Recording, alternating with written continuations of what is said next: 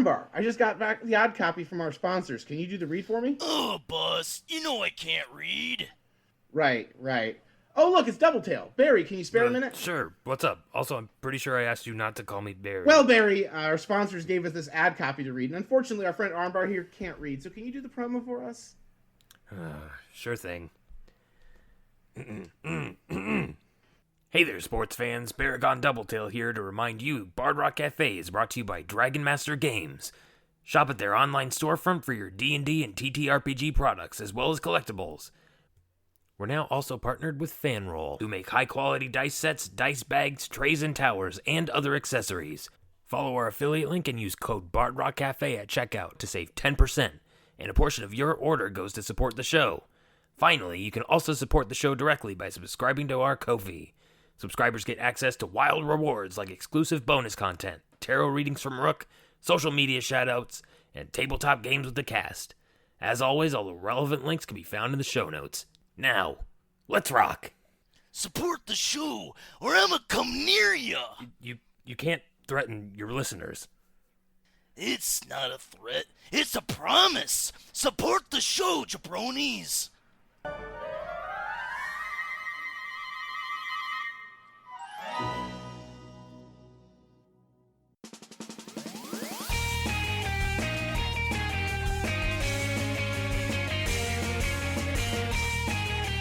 Hello, and welcome back to the Bard Rock Cafe miniseries, I Want Candy. This might actually be our last session of the miniseries, depending on how things go for our party.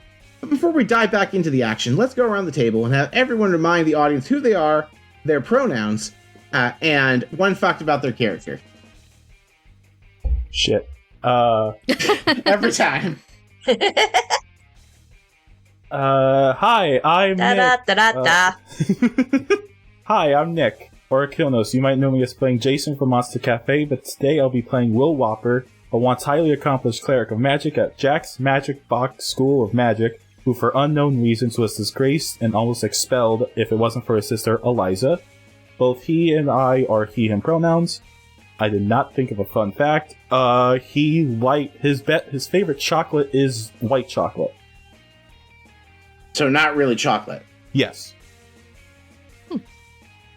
Count Chocula is judging you. White chocolate is also my favorite chocolate, but that's neither here nor there right now. Hi there, everybody. My Discord name is Ryogla, and I am playing Breadmint the Capyvarly.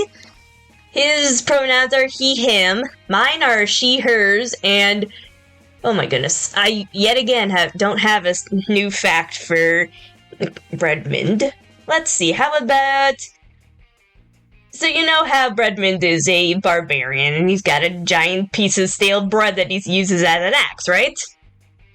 Well, that stale bread axe actually was a gift to him from his mother. Aww. There's my fun fact. And now, on to our third party member. Hey everyone, I'm Christina, or Xtina.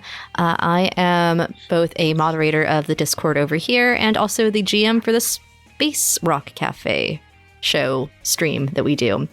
And I am playing Dr. Cherry Pepper. Both of us are she, her pronouns. And a fun fact about Cherry is that cookies are her least favorite dessert. Oh, so this is particularly unpleasant for her. Oh yeah. You got something against Cookie Monster here. Nothing against Cookie Monster until Cookie Monster decided that we needed to fight. But cookies, on the other hand, they're okay. They're just not her favorite.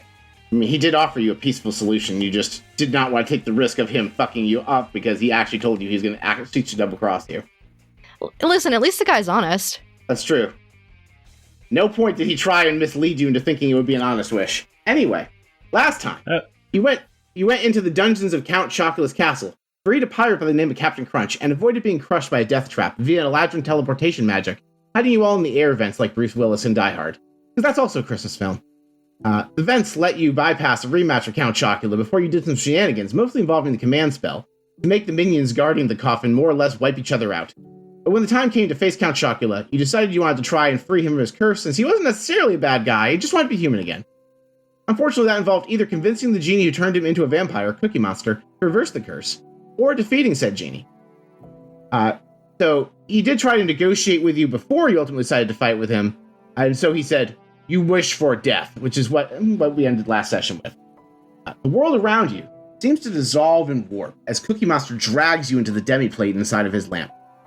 You find yourself standing in ethereal darkness, with no visible walls or ceiling and only a grayer shade. Can I eat the void? No visible walls or ceiling, and only a grayer shade of darkness below your feet visually indicate a floor. Cookie Monster himself, previously a flabby little muppet, is now insanely buff and adorned in the pointiest armor you have ever seen, before bursting into an aura of fire. Why is it so pointy? Just imagine, like, if you've seen like the really pointy armor Oni wear in traditional Japanese artistry, just imagine that but pointier. Yeah, I think Cherry is just like actively whispering that to the group. Yeah. And before you roll initiative, he sings, M is for murder, that's what I'm gonna do. M is for murder, their adventure is through. M is for murder, that's what I'll do to them. Murder, murder, murder starts with M. Roll initiative. I'm regretting all of my decisions. Oh, wow. Nat 20 on initiative. All right, what is that total for Bredman for my tracker? 22. And while you're waiting for everyone else, Bredman, please roll those TV100s. Okay. You won't believe it. I got 69 twice. Nice. All right, well, Hopefully you it's good. You may roll another one just to make sure you'll get a good one. We have gotten 69 before. I was like, really? Are you kidding me? It keeps giving me 6 and 9. That's funny. Alright, one more try. I got a 10. Alright, if my app will roll anything other than a 6, sure. Oh look, I rolled a 5, and now a 10, so 50. I guess 50. Right. If yes. You'll get 50 unless... All right, so 50 would do nothing here because you guys are still at full HP, I'm pretty sure. It's a mass heal. So I'll give you the... no, I'm not full heal. I'm not at full HP. I'm very much not. Oh, okay. Oh, I don't remember you taking... Oh, I thought you guys topped off and then didn't end up fighting anything. I healed myself, but not topping off myself. All right, well, you cast the spell mass heal at base level. am missing 10 HP, so... That is... I will take the full heal. All right, yeah, so Yes, I will also take it. let me look up the exact dice so that Bredman can roll them. Bredman probably does not have a relevant spell casting ability, so it's just going to be the dice roll. I mean, App says intelligence. Yeah, but I don't think... My spell saves. Yeah, but up to 700 points. Yeah, you guys are full. You cast a ninth... Oh, Yeah, 700. just- Yeah, I'm yeah, full. everybody is full. Great. Yeah, so yeah, Bredman just casts a 9th level heal as a non-spellcaster. It's great. And I think it's flavored as you summon All delicious bread. Oh, it smells so good. Yay! Bread for everybody! But not for the Cookie Where did this Monster. bread come from? Does it matter? It smells really good. It's a little bit because we're in the demi plate of a genie right now. Oh. I mean, it looks I it don't looks know. similar to the weird stuff that's been happening since the cookbook was stolen. So I feel like if it was summoned because of a Cookie Monster, it would be cookie bread. Yeah. that Cookie Monster looks very confused why you just randomly each got a whole ass loaf of bread. A loaf of bread. Like you're just Are we still under? you're all Sorry. all definitely just Go on. eating that like generic loaf of bread from every cartoon the one Aladdin stole at the beginning of the movie. It always just looks so good. Are we still under Hero's Feast and Hero's Yes, Feast? they are both heroism. Hero's Feast was just the benefit of the entire adventure. So yes, heroism I think was a potion or a Heroism- spell. You guys definitely did. It was a Yeah, so no, that one's gone by now because you took a short that's rest. fair.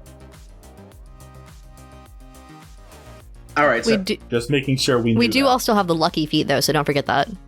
Yes, we do. you do Yes. because Lucky gave you a boon. Because I have lucky and I have lucky. Pokemon I have halfling luck and I have lucky. Pokemon's like, are you done having your snack so I can kill you now? No. Is that a way for us to get out of Wait this? one We just more have a snack second. forever? I mean, that will Yeah. just delay the inevitable. It will not get We you do out. have the burger, the infinitely making burgers box.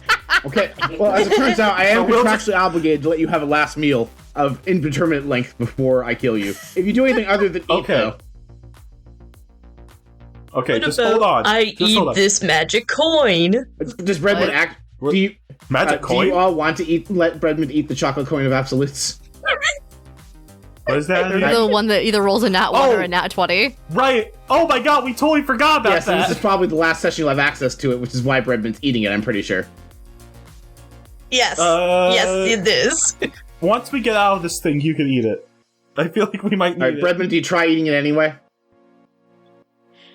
He just goes chomp. And it's like, Brett! hey, this is really Will- hard. It's gonna take me a while to get through this thing, We'll so... slide the hand check maybe to try later. and stop Breadman from chomping on it. It sounds like Breadman Oh, did bite down on it. I'm not gonna win that. Yeah, it's Alright, 9. Breadman, roll, I feel like a 9, Breadman, you can just crunch it if you want to. You want to roll a strength check to see whether or not you can break the coin. Okay. Listen, I'm here for a good time, not That's a for a long time. Let's just see what happens. I mean, 17. 17. Yeah, with a 17, you bite the Oh, coin in God. half, and you watch the surge shoot out of Breadman's mouth. Everybody roll a D100. As the coin Oh, is God. destroyed. Oh, jeez. It was a food item, so it wasn't as hard to destroy as a traditional magical item. Yeah. Alright. 85. 75. 85. What? Should I re-roll since we got 85? Depend. What did you get, Christina? Did you also get 85? No, I got 75. 75. 75. We Okay. got 285. Well, 85 is good if you want it. Can I hear it before I say re-roll? You can decide without knowing what it is. Okay. If it's good, Oh, Well, I'll... 75 is bad. Okay. Great. Oh, fantastic. I'll Okay. reroll.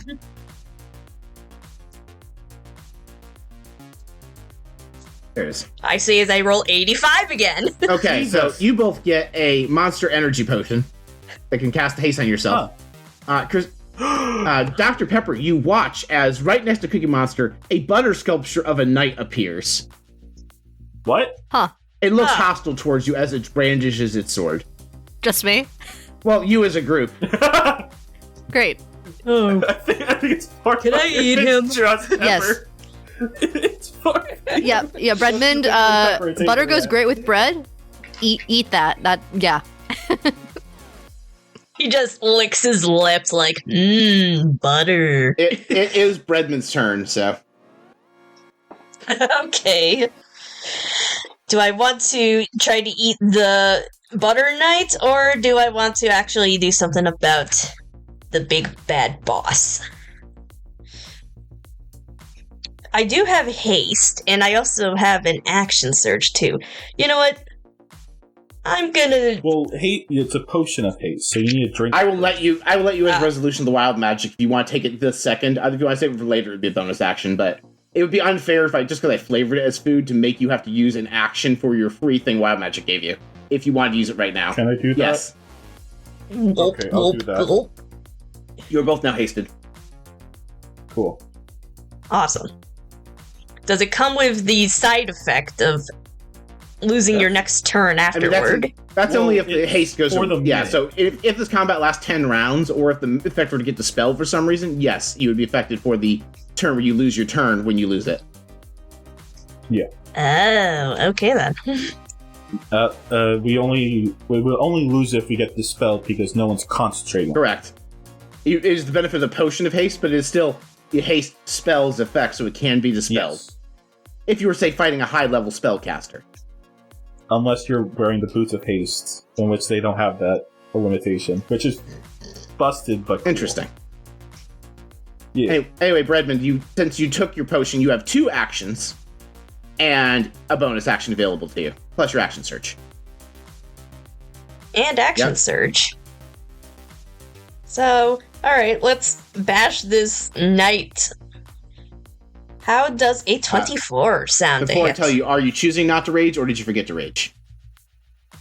Oh, I forgot. Yeah. My temper is rising. All right. He is now raging. All right, and so you're gonna go to what was the number of the butter knife? You have plus.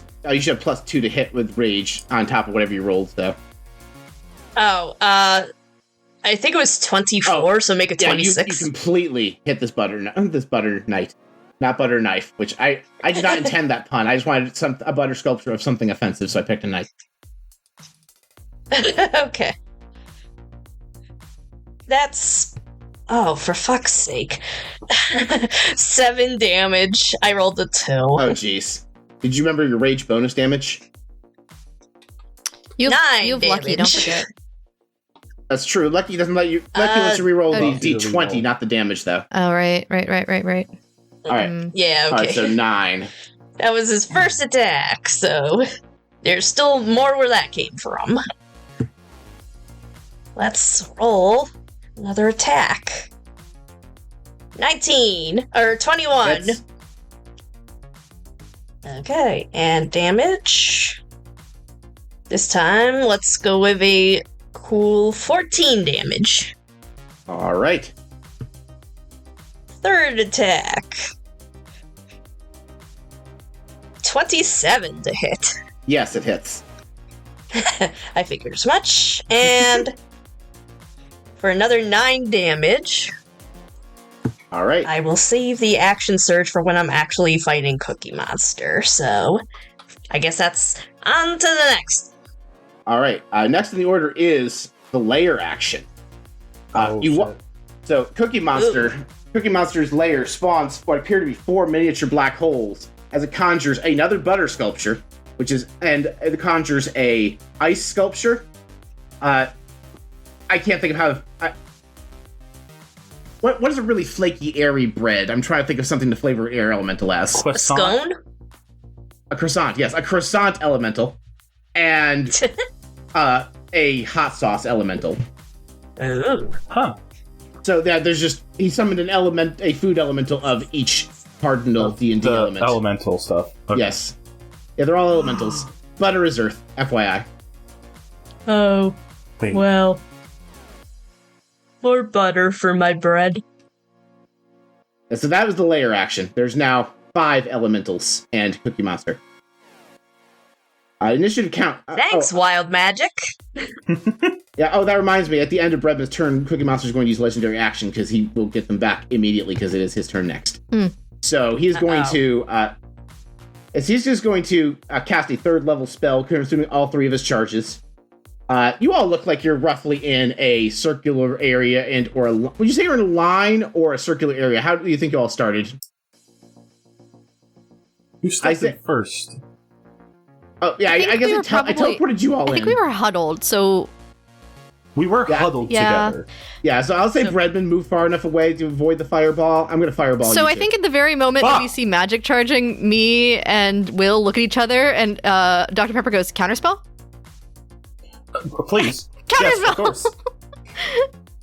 And you just pull out this Corchin cookie, crack it open, and a surge of magic just meets the fireball midway and sizzles it.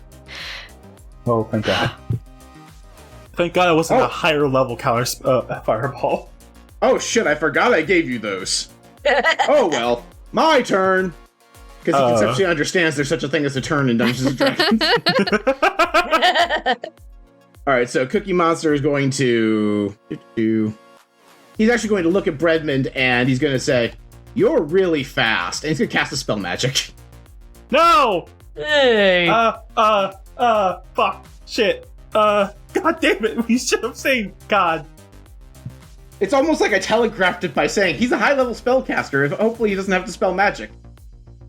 Oh no! Oh well. Yeah, I figured that was gonna happen. Bredman loses his next turn. Oh Fizzle. no. We're mildly fucked. Now I'm hungry. Our damage dealer's gone for a turn. Alright, the Butter Sculpture Knights are going to saddle up to Bredman and do some slam attacks with their swords. The multi-attack button, roll 20, doesn't actually do anything. I'm an idiot. 1 second. 1, 2, 3, 4. You didn't attack recklessly, so it's just going to be at neutral. 18? Yeah. Is that with the +2 armor class from haste? No. What is your new number to beat? Wait, I don't have haste anymore. Do you that's mean right. rage? Oh no, Ray, I forgot that I dispelled the thing giving you the armor class because I have a bad memory. So 18 and 20 will hit you. 13 and 11, I'm sure will not. Yes. You're going to take 12 bludgeoning, half to 6, and 10 bludgeoning, half to 5, for a total of 11 damage. 11. Okay.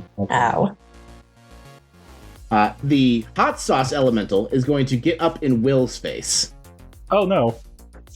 And it's just going to try shoving its giant hot sauce fist into your mouth to burn you. Oh Jesus! Why? So it's going to use its touch attack twice. 13 will probably not hit you. No. 16? No. You close your mouth real tight, like like a baby that does not want to let the airplane land. Stranger danger! Stranger danger! All right. The water the ice. It's an ice cream elemental actually. It's gonna go up to. It's gonna go up to. Actually, no, I'm gonna wait for that one because it does a cool thing I forgot about. Oh, great. Oh no. Oh, fun. We're gonna do the. Oh, they both do cool things. Well, we'll do the croissant elemental is going to just try bashing Dr. Pepper with 2 slam attacks. 26 to hit. You could just not. Yeah, it does. 16 bludgeoning damage. And then a second slam attack. A 21. In Turn Left Universe, it rolled a natural 20, so you were lucky there. Oh. Does lucky work against other people? Make them. You can, in fact, use the luck. You can spend a luck point to make something attacking you re-roll the attack dice. Interesting. Yes. Would you like to do that, or would you like to save it for if it actually crits on you? Yeah, I'll save it in case it crits. We have 3 uses of it. I also don't know what's going to happen with Cookie Monster. That's true.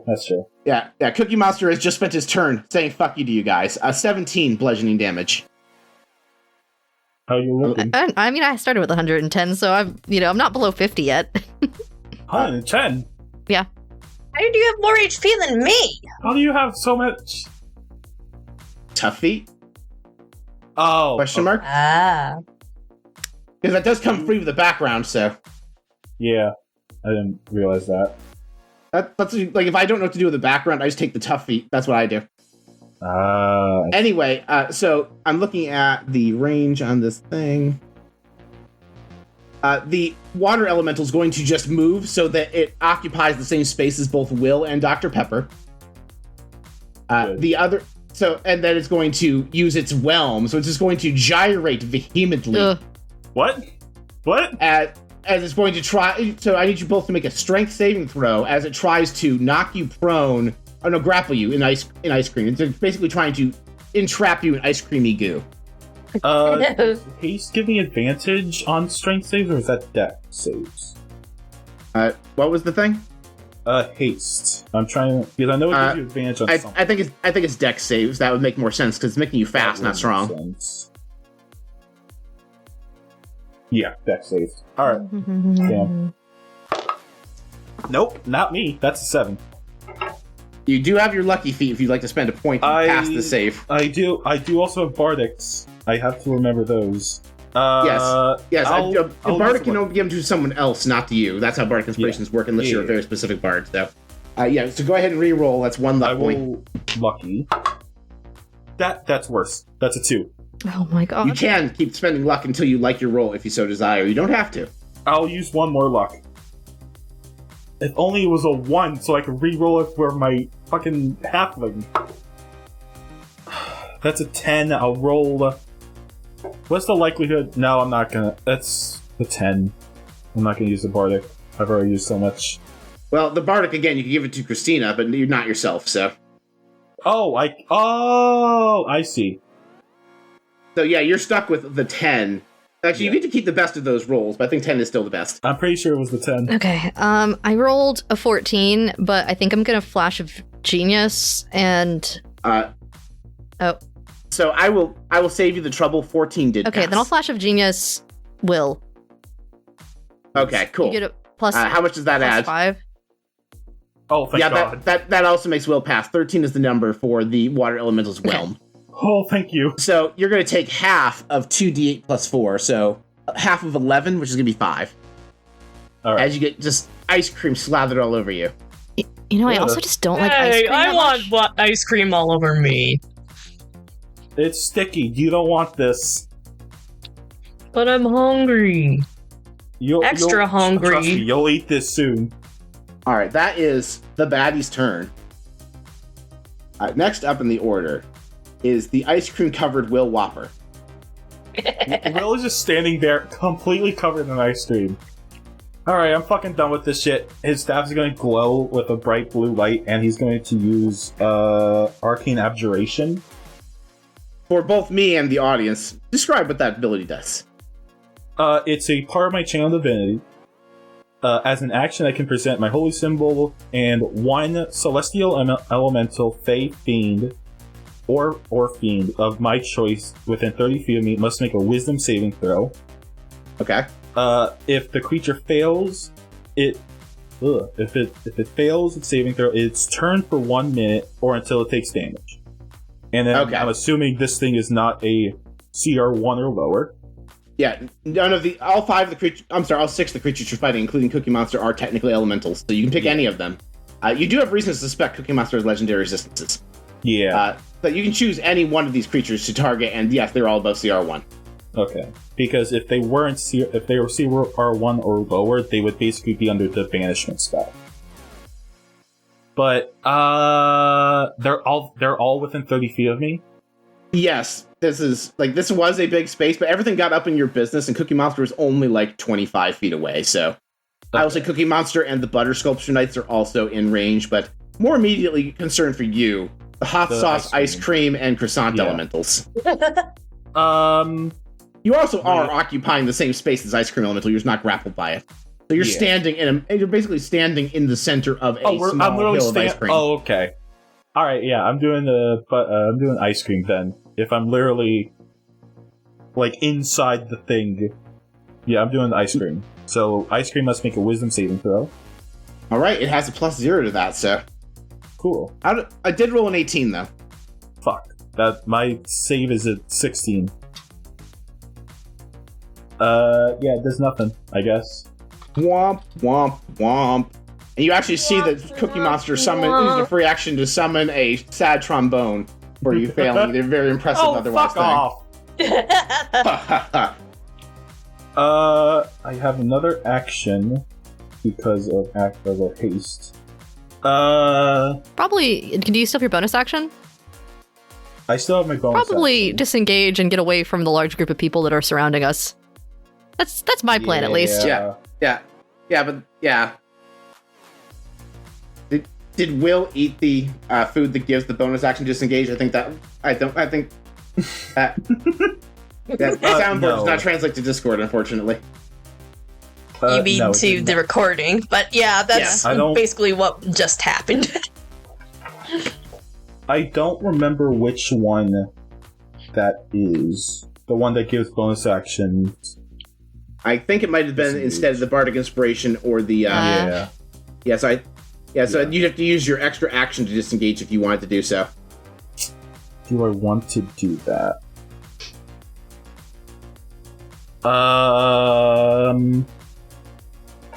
Because we also have to summon the Celestial. Which is an item interact because of the scroll. I'll let you do that as a bonus action if you want to crack that cookie. Okay, so then my second action, disengage. Is there like a spot in the middle of the area where like everyone's like, is it? There's basically like a 20-foot gap between the clusterfuck of all of you and the elementals and the clusterfuck of Breadman, Cookie Monster, and the Butter Elementals. Okay, I want to be in between the two clusters so that I can be able to get like the healing stuff off if need be. Okay. So you're disengaging and getting halfway in between everyone? Basically. And then I am going to bonus action summon Celestial. Alright, so you do that. I think you guys paid to have it cast at base level. At 6th level, yes. Okay.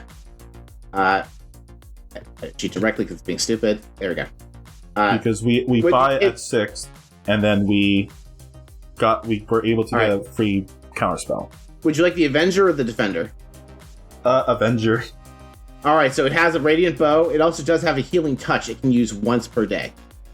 It does act on your turn. It has a bow? I thought that was a sword one. No, you have a mace or a bow are the choices. You're thinking of a solar. Oh, right. Okay. Yeah, this is like, it fires off 2 bow shots. If you chose the defender, it would have had a mace instead. I think the healing stuff is better for us. Yeah, it can heal 2d8 plus 6. Yeah, healing and range attacks would definitely help us. It heals you regardless. The defender and bow mostly affect the armor class and the HP and which weapon you're doing. I see. Yeah, let's just keep it at the bow. Why not? Alright, so would you like it to shoot its bow twice or heal something? Let's do bow attacks twice on Cookie Monster. Alright, so it's going to level its bow at its creator and just fire 2 arrows. 15 and 19 are the rolls. Cookie Monster's AC is... I'm not going to tell you, but I'll tell you whether or not it. Okay, one of those hits. The 18 hits. The 19 hits, I should say. So we have for 8 radiant damage plus 6. So Cookie Monster's going to take 14 damage. Alright. Yeah, I think that's my turn then. Alright, at the end of your turn, Cookie Monster's going to use its first of the recharged legendary actions. It's just going to fist Redmond. Oh, God! Wow. Did you have to say it like that? I really did. Fisting means 100 different things. But it is the common vernacular in Dungeons and Dragons for using your fist to hit a thing, because they always name after the weapon, not the action of using the weapon. So anyway, he is going to make a attack against Redmond with his fist. 9 on the die. He has a plus. What did I give him plus to hit? What the fuck? Yep, he has a plus 7 to hit. So 16 does not hit Redmond, I assume. No, it doesn't. Yep. So that goes on to Dr. Pepper's turn. Great. So first things first, I pull out the little necklace that I've been wearing that's like got the shape of a pliosaurus on it. I break the rope that's just kind of like a leather rope that's surrounding it, just kind of easily comes apart, and I throw it in the air, and I will use my action to create a pliosaurus on the field towards... do you have that stat block prepared, or do I need to pull it up? Okay, good, because I can't spell it. Or plesiosaurus, all right, not so you have a pliosaurus, dinosaur. sorry. Okay, there. I was like, that's not coming up. I was remembering wrong. Anyways, all right, plesiosaurus. All right. Yes, the plesiosaurus is going to act on your turn. Okay, great. Wonderful. Let's see how screwed Cookie Monster is. I'm just reading the stat block because I'm allowed to. It's probably not that bad, actually, but I don't know. And so, yeah, the plesiosaurus I'll deal with in a second. First, for me personally, you guys notice that there have been like these little wing decals on the bottom of Dr. Pepper's shoes, and they just kind of like flutter as her eyes glow a little bit. And she's like, all right, so as great as this little shindig is, I'm not about up close and personal relationships for too long, so bye. And she's going to bonus action disengage and use her flying speed via the winged boots that she has as a part of her artificer creations to get the fuck out of Dodge. And so she's not clumped up with everyone. I think she's kind of flying because she's a flying speed equal to her walking speed right now. And so she's just kind of generally staying as far away from the group of evil people, evil in their minds, baddies that she can, and situating herself in the best way possible and then staying slightly off the ground. So that's what she does with her turn, because it's an action to summon the plesiosaurus and the bonus action to disengage. All right. I will let you know, because this room's just ethereal darkness in every direction, you can pretty much fly as high or as far away as you like. Great. There is no upper limit to the up and left and up and sideways dimension, just the floor. Perfect. So I fly as far away as I can, like the limit of my speed, which is 30, just in an area that seems at the current moment to be the safest. And then the plesiosaurus is going to attack Cookie Monster, since that seems like the most threat, and that's what Dr. Pepper is going to ask it to do, and it just understands her.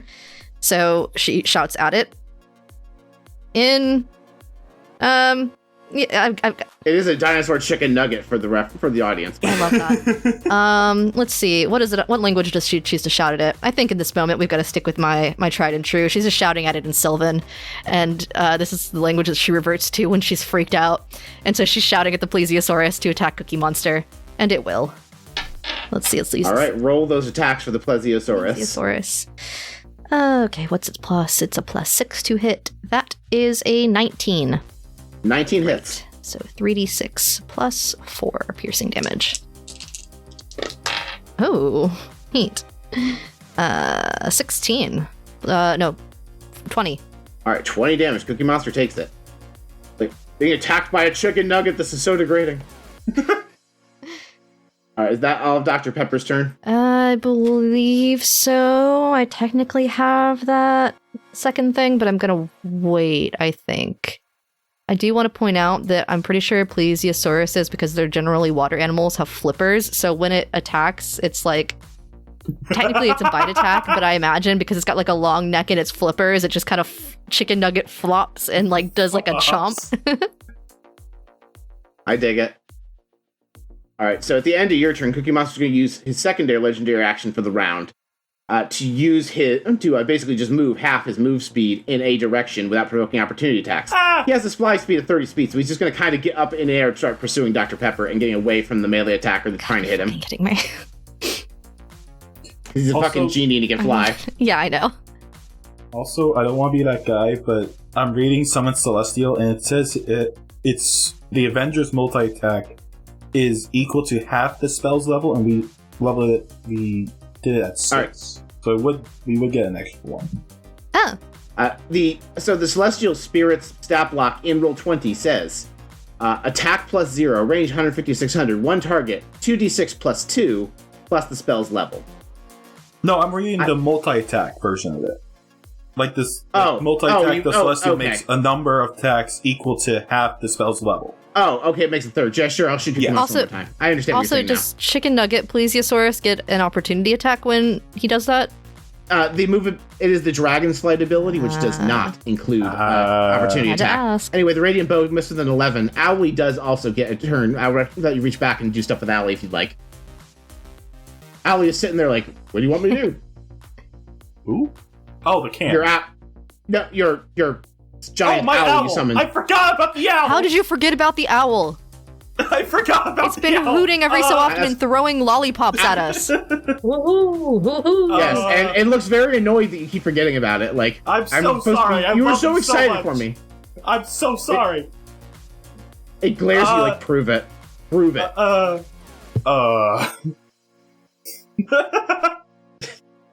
do you want Owly to do? I believe the giant owl has, like, if it attacks, it gets disengaged when it attacks. Yeah, it has flyby, so yes. Okay. It can, so yeah, I essentially attacks as long as it's using its fly speed. Yeah, I essentially want him to fly by, let's say one of the Butter Knights.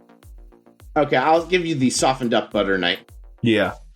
All right, let me open up Owly because I imagine you don't have Owly opened. I have it somewhere. I think it's right here. Nope, that's Races. Where I had Owly up at one point. All right. Well, I found the giant owl step. Okay, you can control it then. Yeah. All right. So yeah, I'm just gonna fly by. It has how much speed? It has like 60 foot fly speed. 60 feet. So yeah, I'm going to basically 30 feet up. No, 15 feet up. 15 feet down, 15 feet back up? No, that's 75. Well, you don't have to move as part of your attack. It just means you don't provoke opportunity attacks. So you can fly up to something, wail on it twice, and then fly away. Well, yeah, So your initial movement doesn't matter, because all that matters is where you go, and then where you go after. I see. Okay, so yeah, Owly's going to go down, hit the thing, hit the Butter Knight, and then fly back up. Basically. All right, roll I think Owly gets a beak and a talon attack, so roll those. On here it only says talon, but yeah. Okay. All right, we'll roll the talon then. That is a 19. 19 hits. And a 18. All right, 18 more damage to this knight. To this. No, Oh, you did. wait, you do it 2 I thought attacks. it had Okay. multi-attack. Yeah. Does it? Okay. No, it does not. Okay. So That how much was on damage me. was the first one? Let me do that. 11. Alrighty. Alright, so I think that's everyone is now accounting-wise caught up. No one cast any slotted spells this round, right? Besides Cookie Monster? No. Well, no, because okay. unless you're counting the items. No, use an item interact doesn't count as a slot unless it casts a... So, does the item cast a spell, or does it give you an ability that gives you the effect of a spell, like using a potion? I'm talking about the items, the ones that Cookie Monster gave us, the counter spell and the... Yeah, using a spell scroll would... Yeah, that one would. Let me roll and see what that proc wild magic off of the 2 spells really quick. Because when we use items that let you cast a spell, no, and no. But in Bard Rock Cafe's main show, when someone uses an item that lets them cast a spell, like an instrument to the bards, the DM still rolls to see whether or not they get a spell proc. So I think a scroll should still count. It hasn't come up weirdly that often, so. Alright, we're back to Bredman's turn. Or would be if he hadn't gotten his haste taken away. That's true. So Bredman takes his turn, does nothing. I'm just Cookie Monster's going to hungry. do a legendary action at the end of Bredman's turn. Yeah, that's canonically what happened. Is Bredman does not stopped. He's just really, really hungry, so he's sitting there with a rumbly in his tumbly. As my tummy actually does rumble, it's fate. Alright, Cookie Monster is going to cast Sapping Sting on Dr. Pepper. Go ahead and make a Constitution saving throw. 26. Yeah, you're fine. You Huzzah, feel the you are not cantrip start wrapping prone. around here. Yeah, knocking flying things prone is one of my favorite things to do. It's one of my favorite things to try to avoid. Yeah, so Cookie Monster tries shooting you down, fails. And now it's the layer action. Alright, layer action 2. A Cookie Monster's domain opens up in the hole in the sky, a giant storm cloud forms, and it pummels the area indiscriminately with cookies. Pretty much everyone who's not everywhere on the ground or close to the ground needs to make... Yes, basically everyone but Owly, Dr. Pepper, and Cookie Monster needs to make a dexterity saving throw. Oh, okay. That does include the enemies that you're fighting, so... Nat 20! Nice. However, we're going to use the traditional rule where you do take half damage if you don't have evasion, so... You'll still take damage, but it's going to be a quartered for you because you're a raging barbarian. Okay. Plus wild magic. Yes. One of the elementals also got a natural 20, but the fire elemental is the only one that failed. Alright. So it's not Owly, only the people on the ground. Yes, anybody who is in the air is not in the area being pummeled. Okay. Because it's basically an I aerial understand. bombardment that's just obliterating everything on the ground. I heard it as Owly and everyone in the air gets hit. No, the exact opposite. It was Okay. easier to name the 3 things that don't roll. Yeah. What was it? A dex? Yes, it is a dex check, which you are still hasted, so you'll have advantage. Redmond has danger Right, sense I and forgot also about has that. advantage, but he has a natural 20, so whatever. Right. That is a 14. Alright, the Plesiosaurus does need to roll. That's right. It would. That's a nat 20. Does wild magic affect the thing that I have summoned with an item? It does, and... so you said 14, Will? Yes. Okay. Alright, so 14 is not enough to pass. Damn.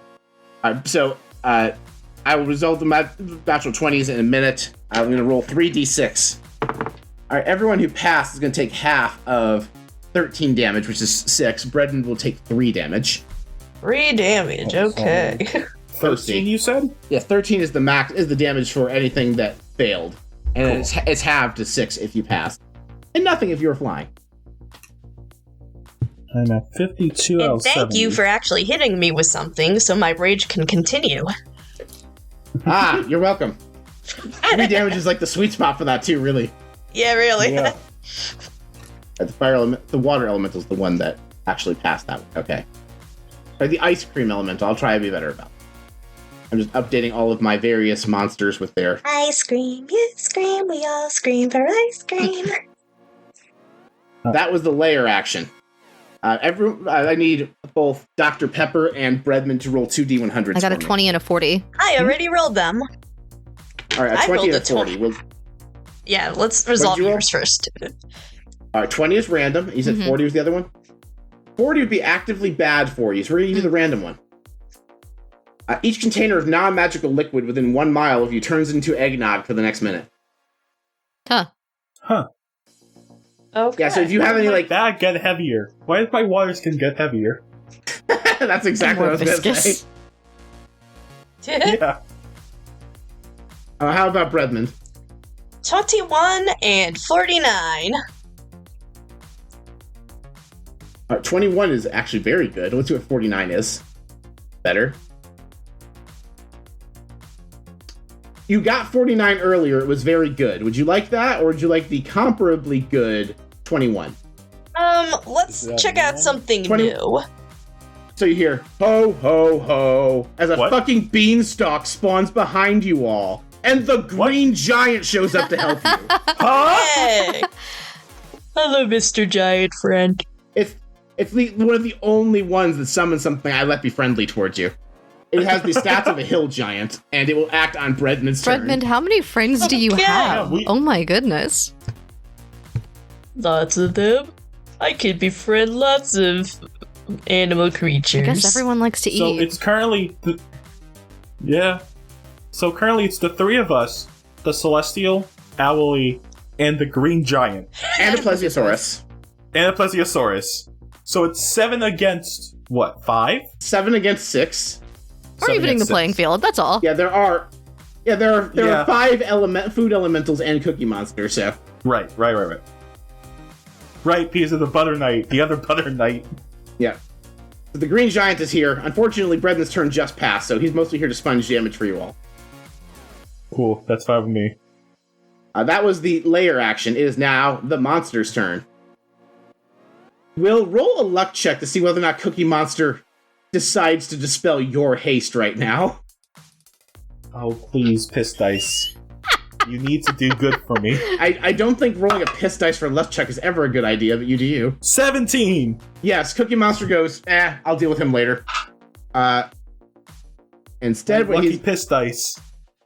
what he's going to do is he's going to cast Bane at 6th level so we can target all of you. Oh god. Oh. Everybody make a charisma saving throw. Where are we now, Llewellyn? Well, Meanie, it looks like we've arrived in a universe where Jump Leads is part of the Bard Rock network of podcasts. The Bard Rock Network? Wow! That's a whole new audience ready to experience our adventures jumping through parallel universes, like when we found that colony of religious robots, or the time we were chased by a knife-wielding dinosaur. What about when you spent a whole episode looking for a bathroom? We don't have to talk about that.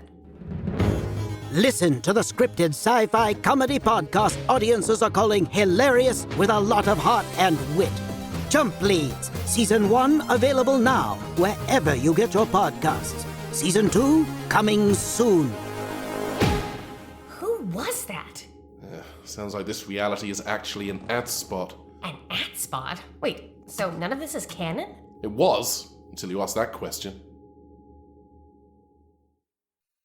I am mildly good at that. Oh, yeah. I'm Is gonna that use a a luck Brian point. Is that a what? Is that a frightening thing? No, Bane is just like Bless, but in Okay. reverse. It's not a frightened effect.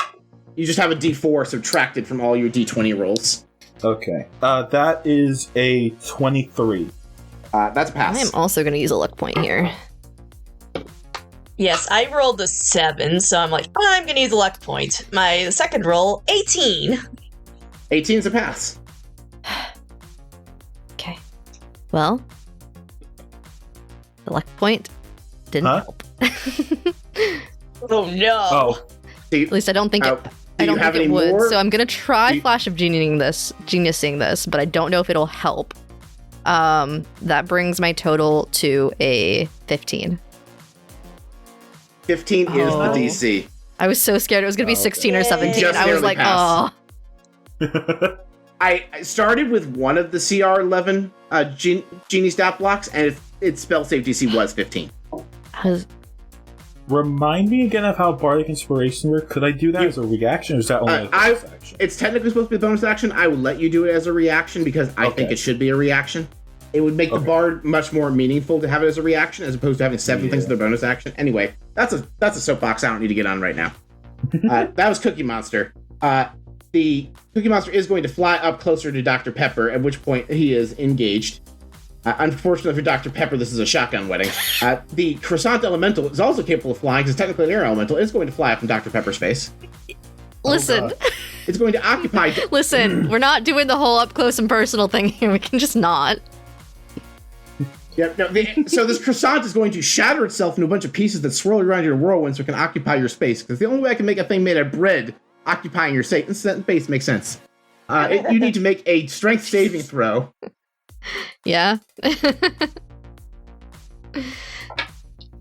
I'm going to give you a Bardic. Oh my god. All right. I don't think I need it this time, but thank you. I will keep hold of that. Is it a D6? All right. D8. D8. Okay, yes, great. D8. I'll set that to the side. That was a nat 20 for a nat 20. Because Right. I'm a 0. Shit. All right, so nat 20, you will take half of the 3d8 plus 2 bludgeoning damage, and you are not going to get knocked prone, which is the scarier thing that would have done to you.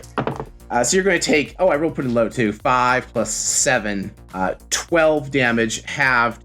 14 damage halved to 7. Great. As you just get spun around a little bit, but it's okay. Okay. Oh, I'm also going to roll a d6 to see if the ice cream elemental's whelm attack recharges. It does not. KKK. Butter elementals coming after Breadmond. 4 attacks with their butter swords. Okay then. 17? That is his AC. Alright, so I had rolled 2 17s and a dirty 20 for 3 slam attacks. 16 halved to 8. I'll give you the total in a second. I'm just going to say the numbers for the audience. 11 halved to 5, so you have 13 total. And then last but not least, 14 halved to 7. So that's going to be 20 damage. There we go. Is the total after all reductions. Ouch. It's pretty good considering you would have taken 40 damage. Ouch. Hot Sauce Elemental still out to get Will. No! It's going to go ahead and it's trying to try and give you another bad touch. No. I need some hot sauce, baby, this Bad evening. touch. I'm just a small guy. Don't do this to me. A 15 I don't think hit you, but a 21 does, as it just shoots hot sauce down your mouth. You're attempting to close mouth and nostrils. You're gonna take 11 fire damage. Gee. Well, 11? Yes, and you're also on fire.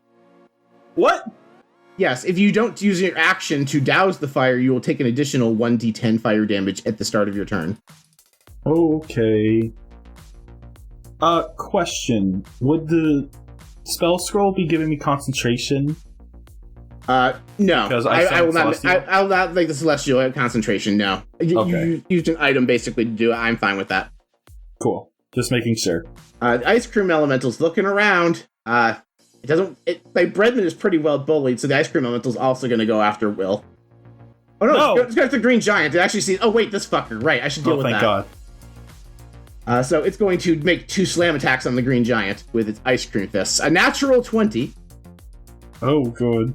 And I use one of my 10. luck points on the giant. You cannot use a luck point to make something reroll an attack that isn't on you. Does anybody have silvery barbs? They can make the giant reroll the ice cream reroll that way. I used my once a day use of it. All right, already. so everyone knows a vegetable's worst enemy is a dessert, so that's why this is so much damage. It's 19 damage to the Green Giant. He goes, ho, ho, no. And now you just see an Ice Cream Elemental wrestling the Green Giant. That is the baddies. Will, it is your turn, and the Celestial's turn. Yeah.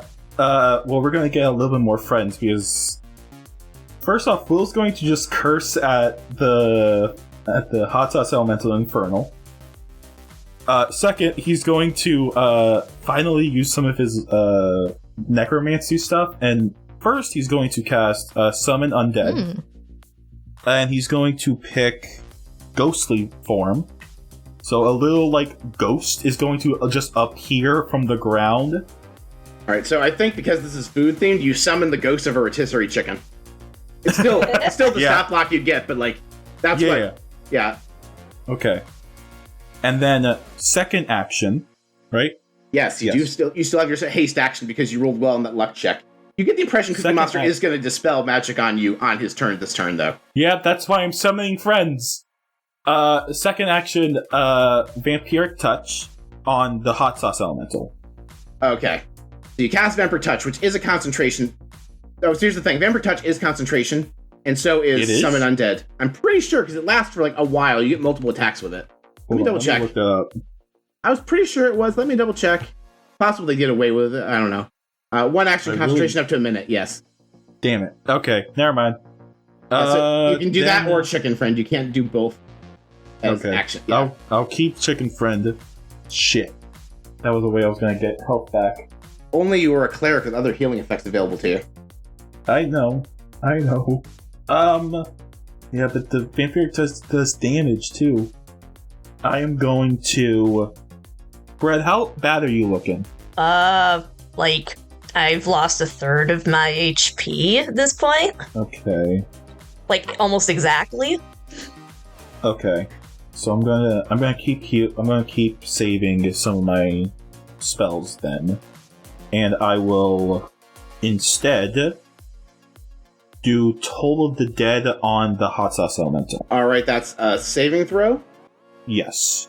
What that saving throw? I am looking that up because I forget. I think it's a con. I'm pretty sure it's a con or a wisdom. Wisdom saving throw. Alright, it's much worse than this. Yes, it rolled a natural 1. Cool. Did we solve my nat 20 on the saving throw? I think we forgot. Let me resolve the damage for Toll the Dead really quick, and then we'll do that. Roll your 2 D100s for me really quick, unless you have them sitting there and just waiting for me. And the Ice Cream Elemental's already damaged, right? Oh, it was, but you said Hot Sauce Elemental. Would you like to go after Hot Sauce Elemental? Yes. They're all damaged, so it's fine. They're all damaged? Okay, I wanted to do Hot Sauce Elemental specifically. That is 9 damage. Alright. And then, do I want a bonus action something? Do I really want to do that? Alright, think about your bonus action to resolve Christina's Wild Magic Search. It was an search. 81 and an 86. Okay. 86 would be yet another haste potion. 81 is also good. Would you like the thing you know or the thing you don't? Go with the thing I don't. You cast Bane on Cookie Monster and all the elementals. Oh, wow. As they all get indigestion, they have really upset stomach. Only eating cookies is bad for you. Just have them all roll Yes, what is your spell save DC? As I roll charisma saves, most of these things 17. Are bad charisma. Pretty sure the elementals can't pass on anything below a 15. And I rolled 2 for Earth Elemental. Ooh. And Cookie Monster, I'll just roll a dice because he's a handwritten stat block. Cookie Monster would fail. He's going to use Legendary Assistance to pass. As for all the elementals, I'm pretty sure they all fail, but let's see. Yes. All 5 elementals failed miserably. 2 of them rolled natural 1s. Wow. Oh, wow. Do they trigger wild? So they all have minus a D4 on their stuff. They don't, because we agreed that only you guys will. Okay. Persona Elemental in the turn left universe roll 20 has me check because I never unchecked that box. Would have rolled a natural 20 for an 18 and could only have passed your thing with a 19 or a 20. But it got a 10 on its real roll. So, are you going to do anything with your bonus action, Will? No. I'm going to save that. But then I do have Owly, the Celestial, and the Undead to control. All right, well, roll a D100 really quick because I just rolled to see if your Conjure Undead or Summon Undead could trigger Wild Magic, and it did, so. All right. You guys are rolling hot on the Wild Magic table for the most part, so. 54.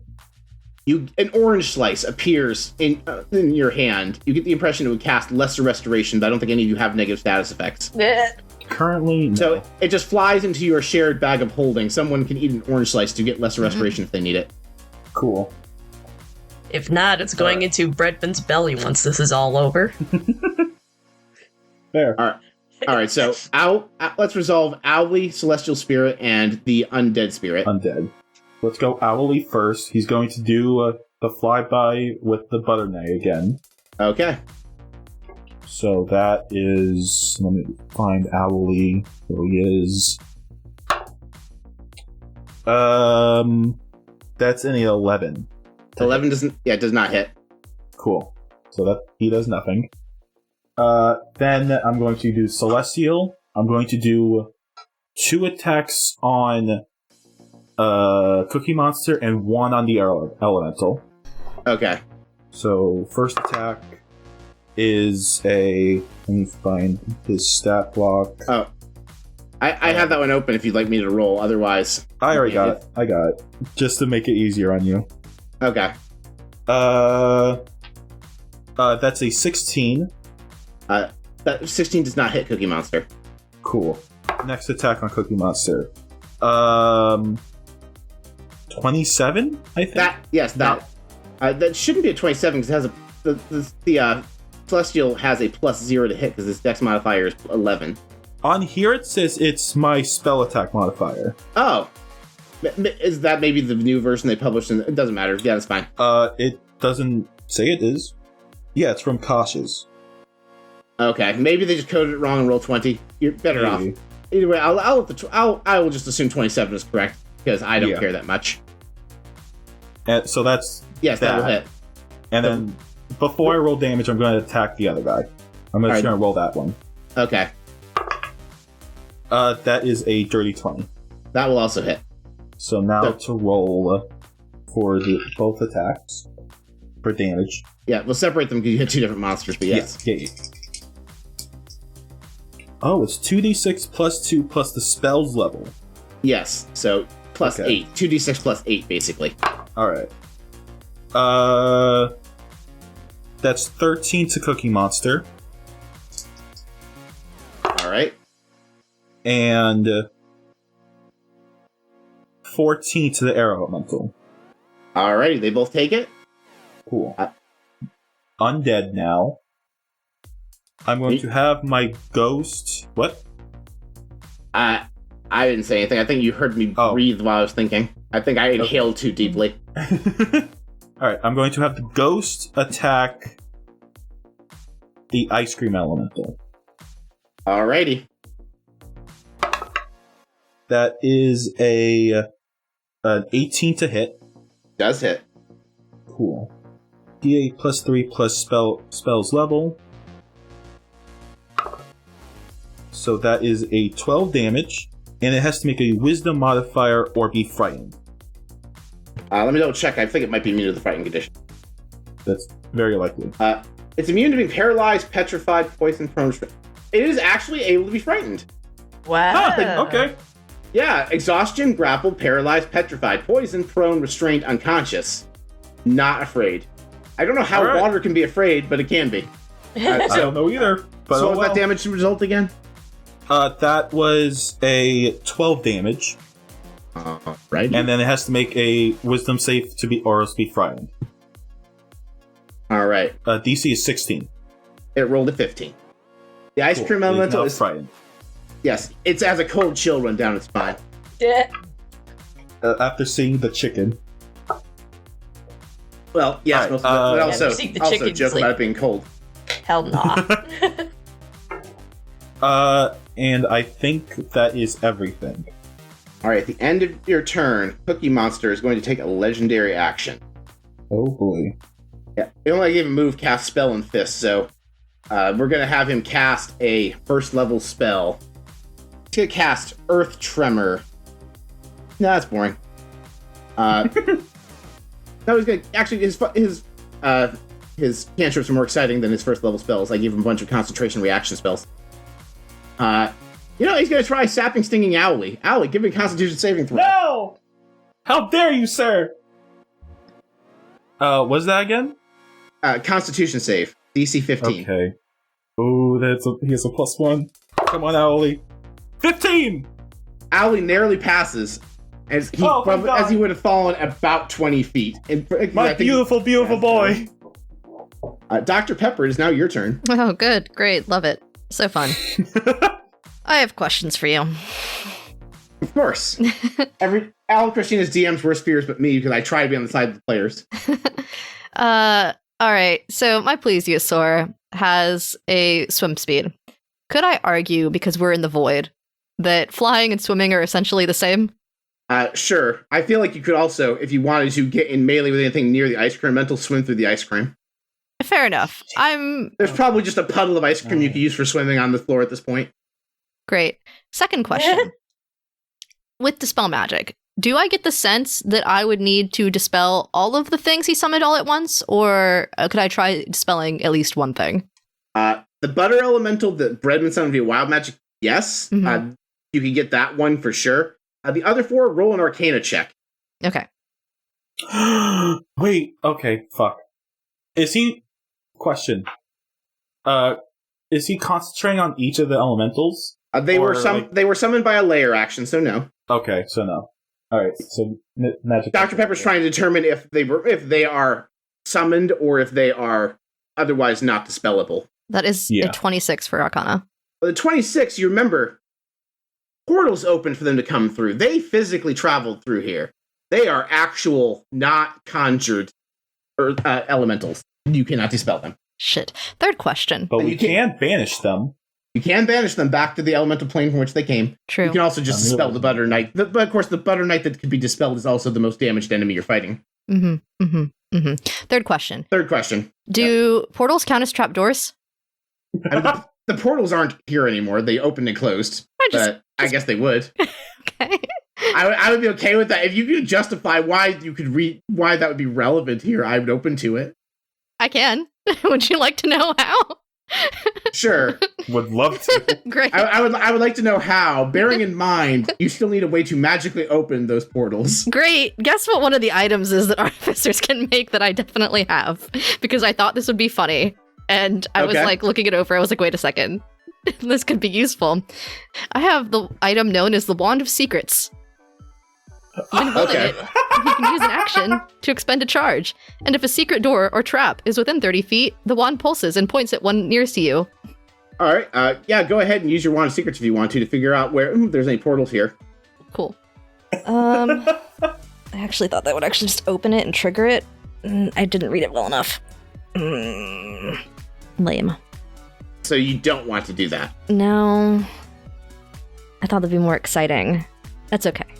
But we know they're not dispellable except for the Butter one. Has the Butter one been hurting us, or is it looking bad? I can't remember. There's been so many things. It has been throttling Redmond pretty good, but it's also looking not quite bloodied. It has taken the most damage of all the elementals. That's the one that Owlie's hitting, right? Yes. Owlie and Breadman have been fucking this particular elemental up pretty good. Okay. Cool. Sorry, I had like 4 different routes of options that I could do here. Because there's just so much shit happening on the playing field. And artificers are mostly support classes. Yeah. Unfortunately, they're also mostly support classes that can only do so much. So, I will have to remind you, your Soda Can Homunculus can offer you the help action like a familiar if you do anything that would require, that you'd want advantage on. That's true. Okay. I'm going to... There's not an area where my friends aren't at, I don't think. Yeah, if you wanted to, you could put something behind the Damage Butter Elemental or behind, like, the ice cream. Like, you could probably get one Elemental, but not a good AoE. Like, they are on the edges of things in a way where you could go into the abyss. I was thinking of a web. That's the reason. Okay. Well, fuck. Is there metal on... Okay, these are so many questions. I'm so sorry. Is there metal on the genie? He is wearing the pointiest armor you've ever seen. Right. That's right. Great. We're going to start things off with my favorite spell, Heat Metal. Heat oven in this case. All right, let me double check whether I gave Cookie Monster any elemental resistances. I don't think I did. Nope, he just has the standard resistance to 3. Oh, that's right. Just causes damage. There's no save. Yep, so he's going to take damage just because he's wearing metal armor. Cool. How much damage does you deal? It's 15 fire damage. All right, he's going to take 15 fire damage. Entirely because I want him to have the aesthetic of armor. This does not mechanically affect his armor class, I want you to know. Great. So he's going to take his turn taking off his armor and not have his armor class change, just so you know. Okay. Well, doesn't it take like a minute to take off certain armors? He is a magical creature who conjured his armor. He can use his action to snap his armor away. So that's fair. That's fair. If the creature is holding or wearing the object and takes the damage, the creature must succeed on a con saving throw or drop the object if it can. If it doesn't, it has disadvantage on attack rolls and ability checks until the start of your next turn. All right, he failed his con save. He's not going to waste legendary resistance on that because he's planning on just removing his armor as an action next turn anyway. Okay. Glad I read that part. Cool. Let me cast that so I don't have it anymore. Okay, so that's my action. I'm going to roll the d20 really quick to see if you proc wild magic. You do! Oh, cool. 38. All right, pick a creature you can see, or a point you can see, as you cast Rhymes Binding Ice Cream. Ooh. Which I might need... It's Rhymes Binding Ice, but as ice cream. I need to Google it separately because I don't own this particular spell in Roll20. Oh, Find okay. Will it make them grapple, because then you could just do it on the genie. I think the genie is the one I'm most engaged with right now. Yeah. Right. Well, a burst of cold energy emanates in a 30-foot cone. So you shoot a cone. So it's either the air elemental, the Cookie Monster, or both. Oh, well, both, if I can get both. Yeah. Yeah, I'll let you get both. So they're both going to make a con save. Cookie Monster might make a... he rolled a natural 20, so he's going to pass, but still take the damage. Can my lucky make him fail? Actually, no, it does. Or make him reroll? You cannot. Ah, okay. So he's going to take 3d8 cold damage halved, and then the air elemental is going to make a con save. They rolled a 17, which I think is your DC. It is. So they both pass and will take half of 3d8. So you want to roll 3d8 really quick. Great. 18. All right, so they're both going to take 9. Yeah, but they aren't hindered. So they're covered in ice cream now, which is a thing going around. Yeah. Ew, it's so sticky. I hate this. Surprisingly, bread isn't covered in ice cream. And bread wants to be covered in ice cream. Why am I the only one not covered in ice cream? It's so much fun. There are no ice cream sandwiches here. We're sorry, Breadmond. Oh. We could probably take that croissant elemental with the ice cream elemental. Well, the croissant elemental is in fact covered in ice cream. Perfect. Because it was in the effect of Rhymes Binding Ice Cream. All right, so you can continue with your turn now that we resolved the wild magic for your spell. Great. Yep. I am going to bonus action disengage and get the fuck out of dodge again. All right. See if we can find some Benny Hill style music for this fight for just your sections for Ursa to put in there.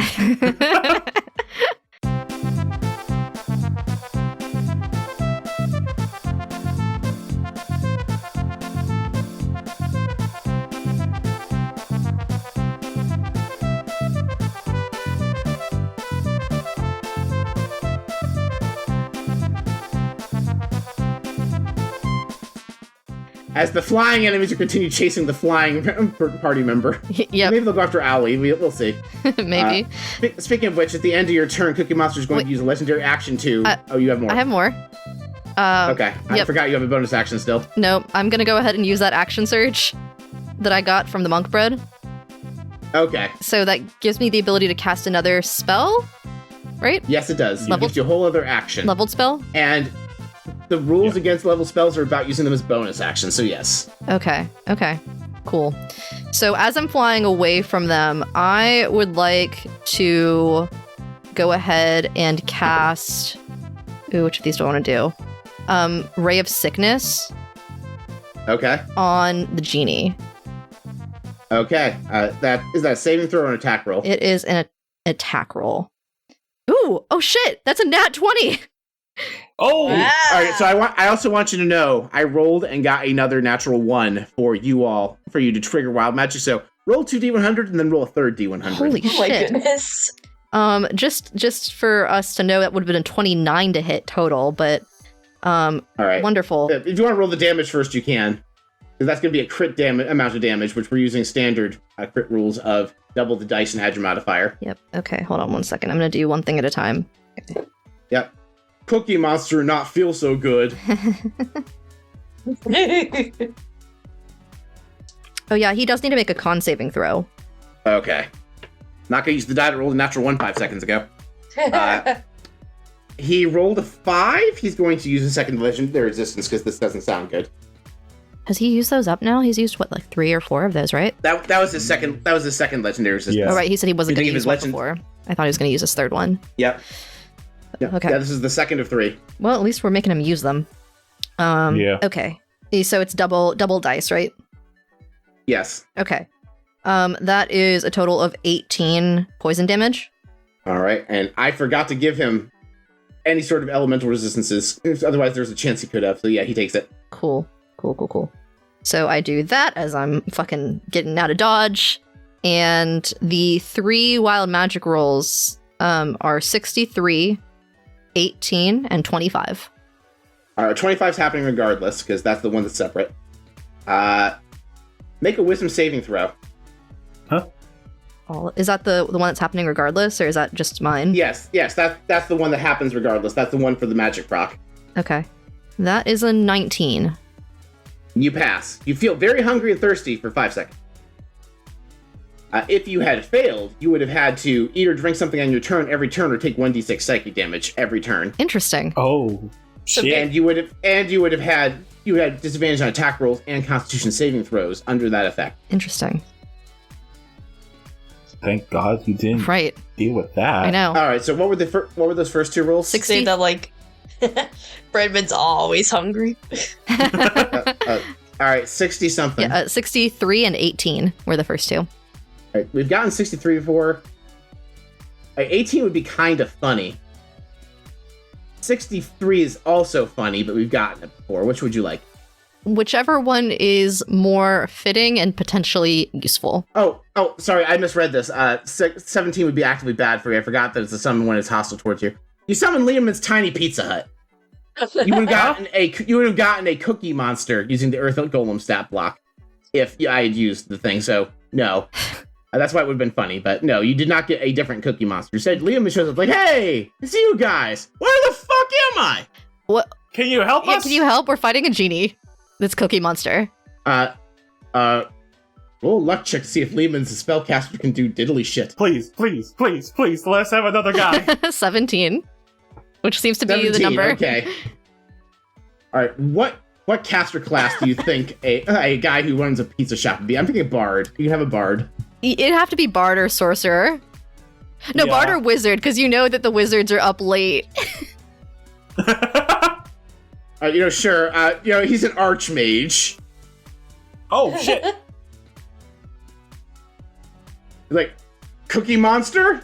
I thought we were friends, and he grows to the size of an ordinary-ass humanoid from his tiny form, and now he's wearing Domino's uniform version of Wizard's robes. I knew pizzas were my favorite food for a reason. Yeah. Hey, pizza! So Leomund is now here to help, if his stat block ever loads. Wonderful. And that's my turn, but my friend still gets to go because we've decided that dinosaurs can swim fly. So, yes. And Leomund will also act after your turn. Great. Or on your turn, technically. Which creature is the closest to my dinosaur at this moment? I will say hot sauce and ice cream elementals are both relatively close to you. The hot sauce keeps fucking up my friend really bad, I think. Please. So I'm gonna go after that one. Okay. Oh, that was close. That was a 19 on the die, which becomes a 25 to hit. I think I need to refresh roll 20. I think that's the problem. I'm going to just take a second. Sure. I have to roll my damage anyway. Cool. I Yes, that will hit. Yeah, I was going to say, I hope a 25 hits. Yes, Yeah. I'm just having trouble opening stat blocks, and now it's not letting me open the token, so I'm just refreshing the... 13 plus 4, 17. Okay. All right, 17 damage. Yeah, 17 piercing damage with hot sauce elemental. my floppy chomp. All right. The dinosaur. Now you have a hot sauce covered chicken nugget, It just roars. otherwise known as a dinosaur boneless chicken wing. Yeah, it roars, and then in Sylvan that I understand, it just goes saucy nugget.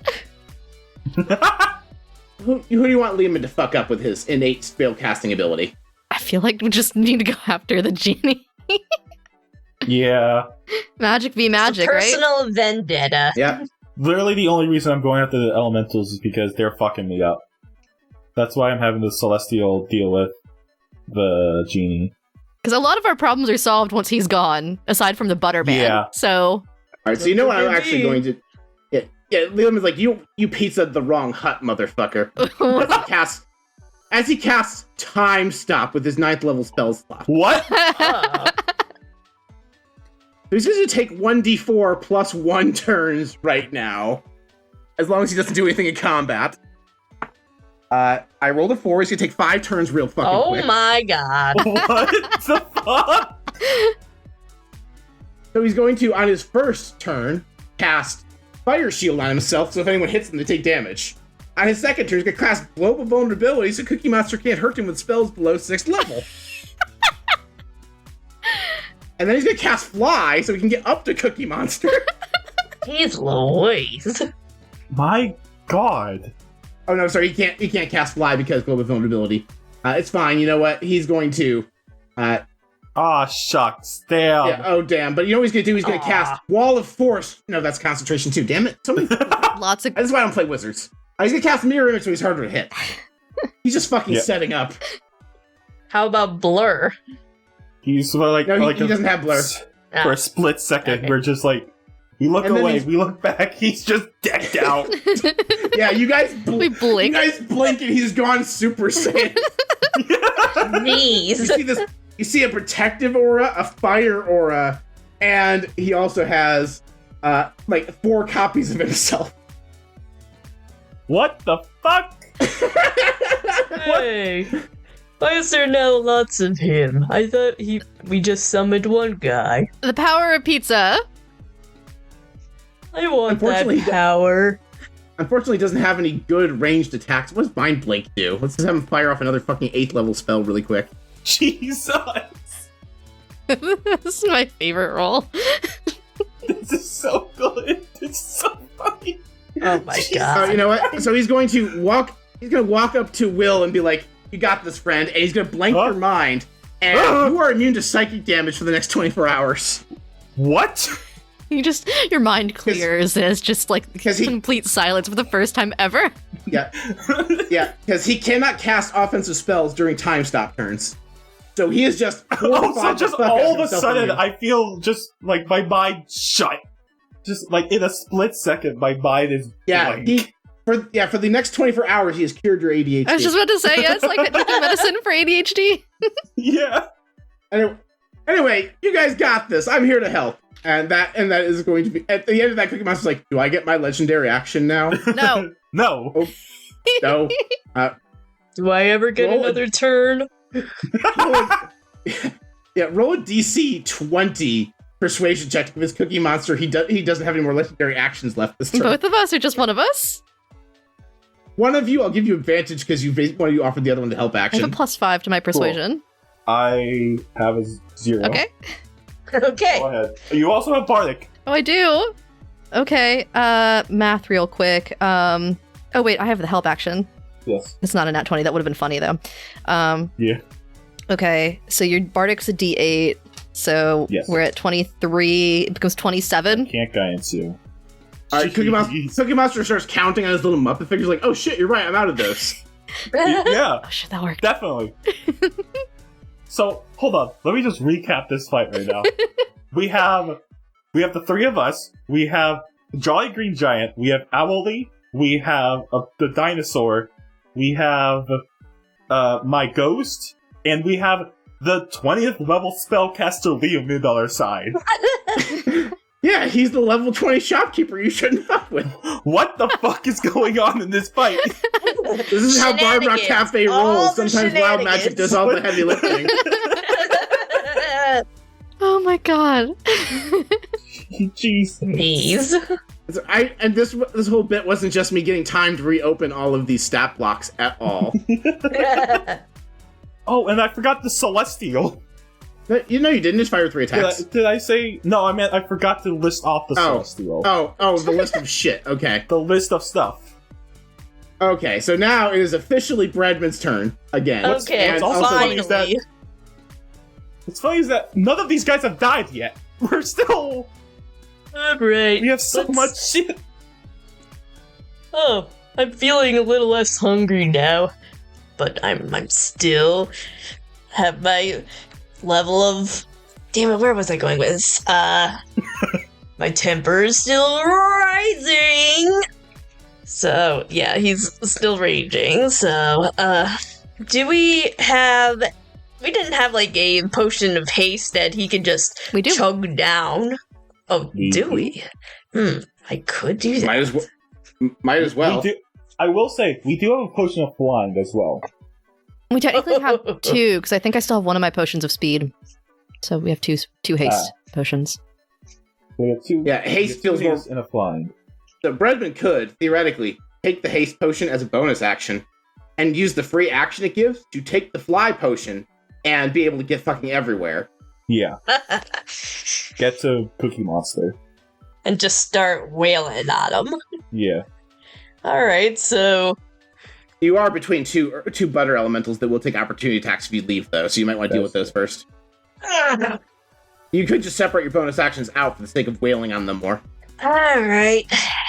You could do haste, like do the bonus action haste potion, do it to 2 attacks, and then once they're dead, take the bonus action there's 2 butter elementals. Bredman's not going to kill them both before flying away. Oh, I see. Bredman's being tag teamed at the moment. Well, no, I'm saying kill those guys first, and then do fly. Lehman goes, "Oh, it's Bredman, my best customer. So I will help you deal with those elementals momentarily." Hey, okay. I remember you now. Pizza is nice. You know this 20th level spellcaster? You guys met him in the first episode. Right. Bredman ate so much pizza. Look, he was the size of a cricket. I couldn't remember. Listen, if I make it out of this alive, I'm ordering pizza like every day. Yeah. Also, okay, no, continue. Bredman, continue with your turn before we do more shit posting. Yeah. Yeah, let's bash some bread, butter. Bash some butter. Alright, I assume you're taking the potion of haste so you get a second action. Yes. Okay. That's 15. 15 does not hit. Is that including your rage bonus? No, 17. Hits. All right. Actually, I think you actually have a +3 at this level for rage. So I do actually. Yeah. Yes. So that would be 18. Not that it matters, also but obvious. Yes. In this case, it won't. It could matter later. Yes. For 10 damage, and that's with the +3. All right. It takes it. And Shouldn't then you have like 4 attacks? That'll be a fighter. actions. Yeah. Well, no, I'm saying a barbarian gets 2 attacks, and then the haste action can only grant 1 additional attack action. I see. Okay. My thought was the attack action would give you the 2 attacks. An additional attack action would give you the 2 extra attacks. Okay. Yeah, no, they thought about that specifically. Spellcasters actually benefit more from haste than marshals do. Okay. All right. 19 to hit. Hits. That hits for sure. Yes. For good old 11 damage. All right. And I have 1 more attack. You do. Oh. You can continue. I have something I just need to add to this. 19 to hit. Will hit. Yes. For fuck's sake. 9 damage. I rolled Bredman's a 1. doing this thing really hard, but not hard enough. You're doing damage at least. All right, what is Dr. Pepper doing off in the corner that I need to know about, or is this later?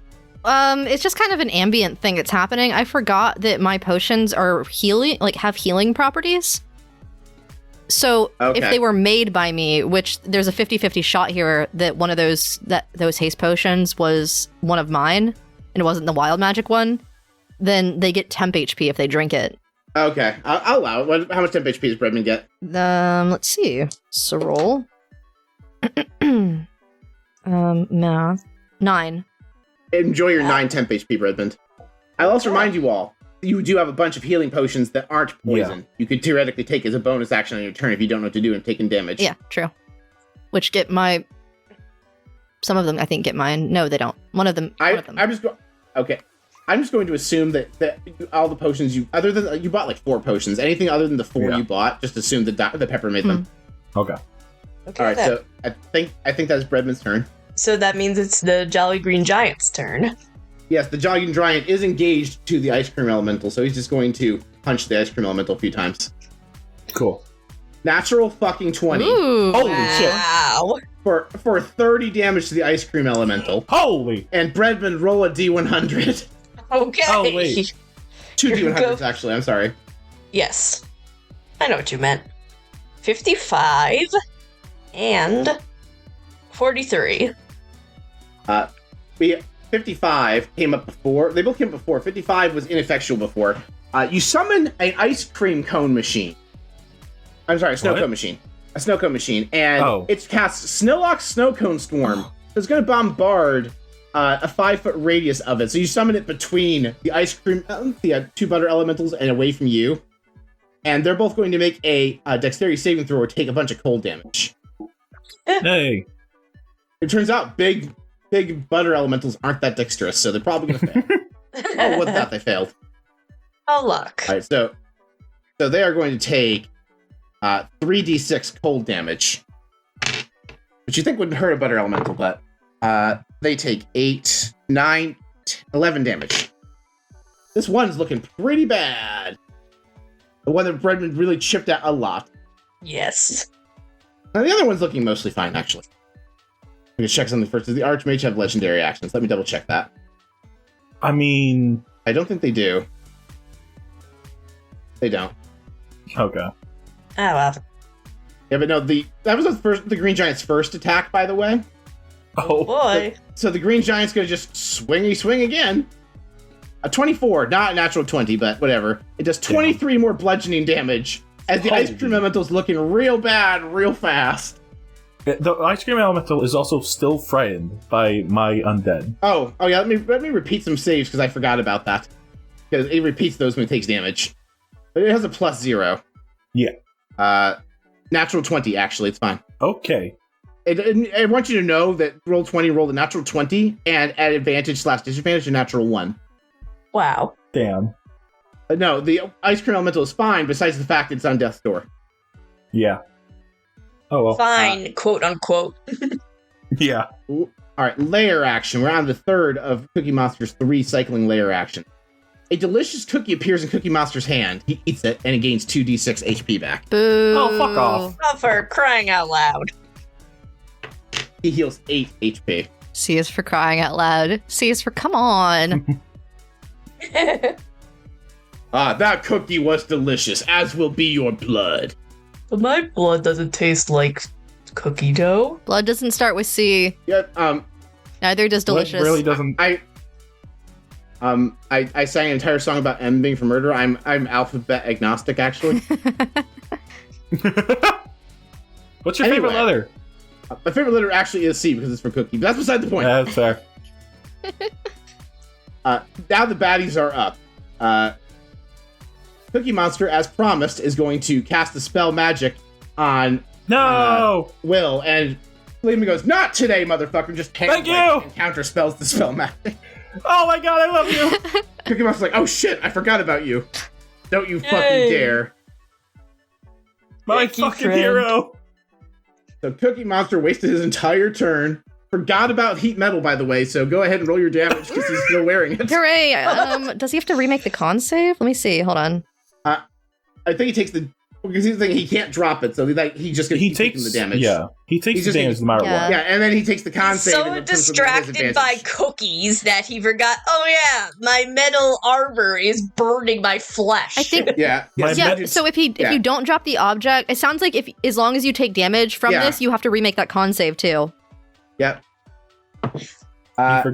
He forgot the scorching metal armor and the 20th level spellcaster on their side. He did. Anyway, he rolled a 19 total, so he's fine. Lame. But you do get to deal those extra 2d8 fire damage. Yeah, it's a total of 10. Which negated most of his healing.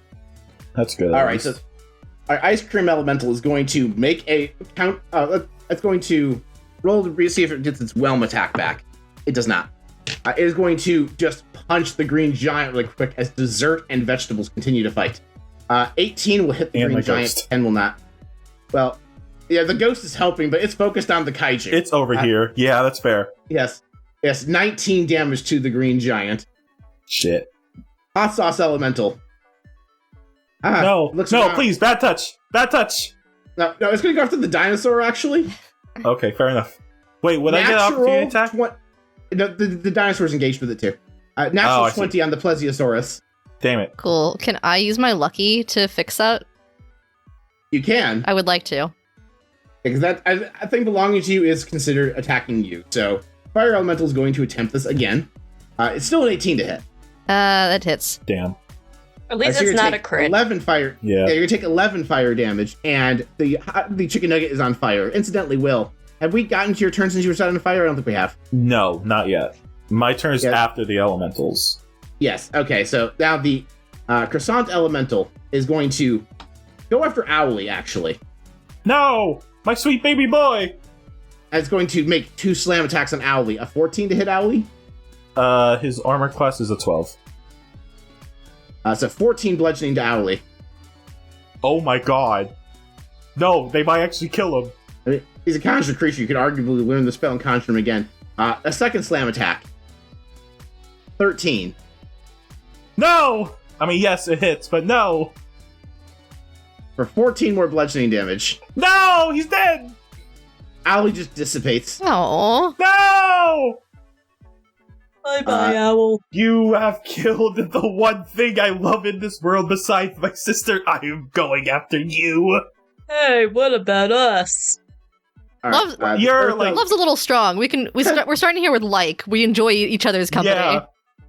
Yeah, we technically just met each other. Butter Elementals are making some attacks on Breadman, who is the only thing engaged with them. So 2 attacks missed. One had a natural 1, so that misses. 18?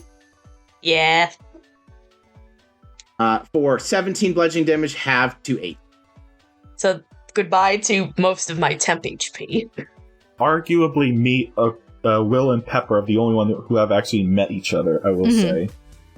I feel like you love Breadman in he's such a lovable guy kind of way. Yeah. It's the parental figure in me wants to keep him safe. Because he's just a walking... Well, walking black hole as well as just walking trouble. the fear whenever a baby goes near a electrical outlet is surging in him, basically 24/7.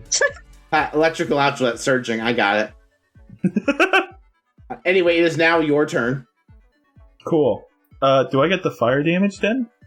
You do. So you take 1d10 fire damage. Let me roll that really quick. Okay. 9 fire damage. Okay. Ooh, boy. You do have to use an action to put yourself out. Otherwise, you will take that again next turn. But you do have 2 actions, so. Okay, I'm at 34. And I also, technically, because that was damage, I have to make my con save for my undead. That's true. I forgot about that. Thank you for keeping me honest. Yeah. Or keeping yourself honest. I do get advantage on that because of Eldritch Mind, and I have a +6, so +5 to that. That's a 17, I believe. That's saves it? Yes. The check for concentration is is 10 if you take 20 or less damage, and half the damage you take more than 20. So yes. Okay. So that saves my turn now, right? Cool. First turn, first action, dousing myself off. Alright, you are no longer on fire. Second action. I'll do a funny. I'll attempt Divine Intervention. Okay, would you like to roll the D100 or would you like me to? I'll roll that. Because if I remember correctly, it's based on my cleric level, so I have to roll a 10 or below. Alright. And then what are you asking the flying spaghetti monster to do? What do I want? What are we thinking? What's going to be the most help? Basically a full restore on us, or or do we want what like an army? Options, first of all. I don't think there is any specific options. I could just ask. You just ask a broad question, and based on what you ask, the god will decide what it's willing to and able to do. What it can best do. Accommodate your request. If I get a 10 or below, I believe, if I make the save. Yes. So it's a very big long shot, but we could technically ask for anything. Okay then. An army of 20th level spellcasters? No. Are you asking for reinforcements? Are you asking it to heal you, protect you? Heal all me and my allies. Like, basically full restore me and my allies. Like a long rest? Yeah, basically act like a long rest for all of my friends. Alright, roll your D100. It's most likely not going to happen, but I'm going to hope it does. Believe in the heart of the dice. These would be very fun. Come on, dice.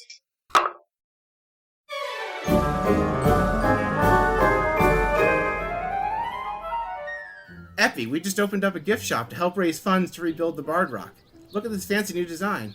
I'd love that on a new t-shirt. You are transported to a world of t-shirts, all identical. You can feel your sense of self slipping away from you as the shirts reach out and grab you and assimilate. I cast Dispel Magic. Epi, where'd you go?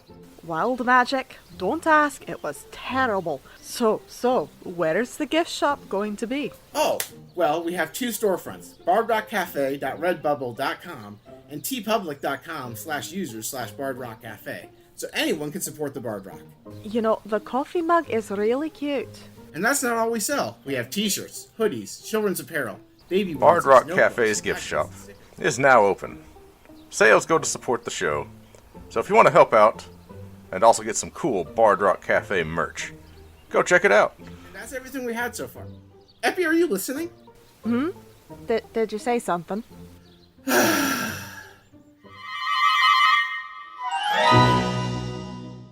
Nope, that's 69. Oh, funny. Nice. Funny, but... Alright, but at 69, I think your god is amused, and we'll give you a wild magic surge instead. Roll a D1. Yeah! I don't suppose there's a wild magic surge that gives us a full long rest. There is.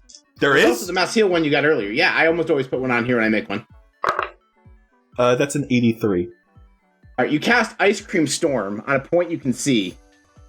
So your god just lets you summon ice cream to bombard a bunch of enemies. Cool.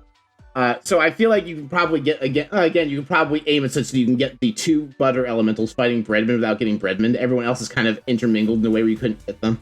Yeah, I'll do that then. So they're both going to make a dexterity saving throw, which they're bad at. Fire. This episode is definitely going to be split into 2 parts. I've gone a little over 2 hours of fine. Once it gets substantially past 2 hours, it's not. They both failed, so they're going to take the full damage. So, cool. Go ahead and roll. Where is it here? 2d8 bludgeoning and 4d6 cold. So 2d8 and 4d6. 2d8, 4d6. Cool. What were the d8s again? 2d8s, 4d6. What were the damage type, or does it matter? It doesn't matter in this case. It just is separated. That's how the spell does it. Okay. 4, 8. That's 10 damage. All right. So both of the butter sculptures take 10 damage. Not a lot. As the one but that's something. almost dead keeps getting chipped at with damage that's not that impressive. Yeah. But hey, you got something for your divine intervention because you have to roll the funny number. I feel like I'm just not adding to enough damage to really do much other than just a little every once in a while. Like chip damage. Chip damage. Then I have my bonus action. Is Mass Heal word a bonus action? It is. Cool. I'm going to do a 4th level Mass Heal word because I need health. Which I'm pretty sure, even if you'd be like 1 short, I'll let you get every ally you have on the board. Cool. Let me look up what that does because I forget. I think it's just healing word, but hits everybody. Yeah, it's a D4. Yeah, okay, so it's 2D4 plus my spellcasting modifier. I do not know why that keeps happening. Yeah, 2D4 plus spell, yeah. Okay, thank God it wasn't that much that I lost. Everyone heals 13. Nice. Nice. Okay. Ho, ho, ho. Green giant. Ooh. How many people? Is that also my dinosaur? That's everyone. I said it could get everybody, so we wouldn't have to count. But there might be one person that wouldn't. I'm not worried about it. Okay. My ghost and celestial haven't been hit yet. Your dinosaur has. I think. Can you heal an undead with a healing spell? I don't think so, but it hasn't been hit yet, so it doesn't matter. Yeah, it doesn't matter. Okay. You said 13? Yes. And now, that was it. That was my turn. Now it's the Celestial Undead. The Ice Cream Elemental and one of the Butter Knights do look like they could be deleted off the board with sufficient pressure. Yeah. Let's do this. I'm going to put... Who was it that was looking bad? The Ice Cream Elemental and the Wild Magic Butter Sculpture. Okay. Knight.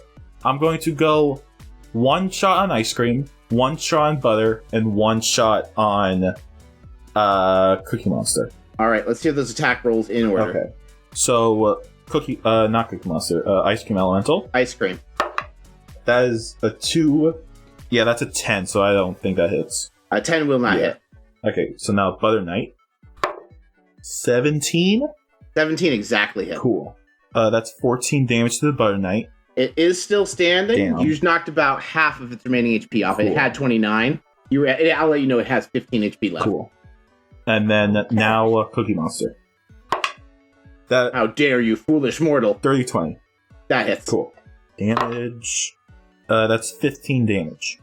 Alright, Cookie Monster takes it. Cool. Undead's now.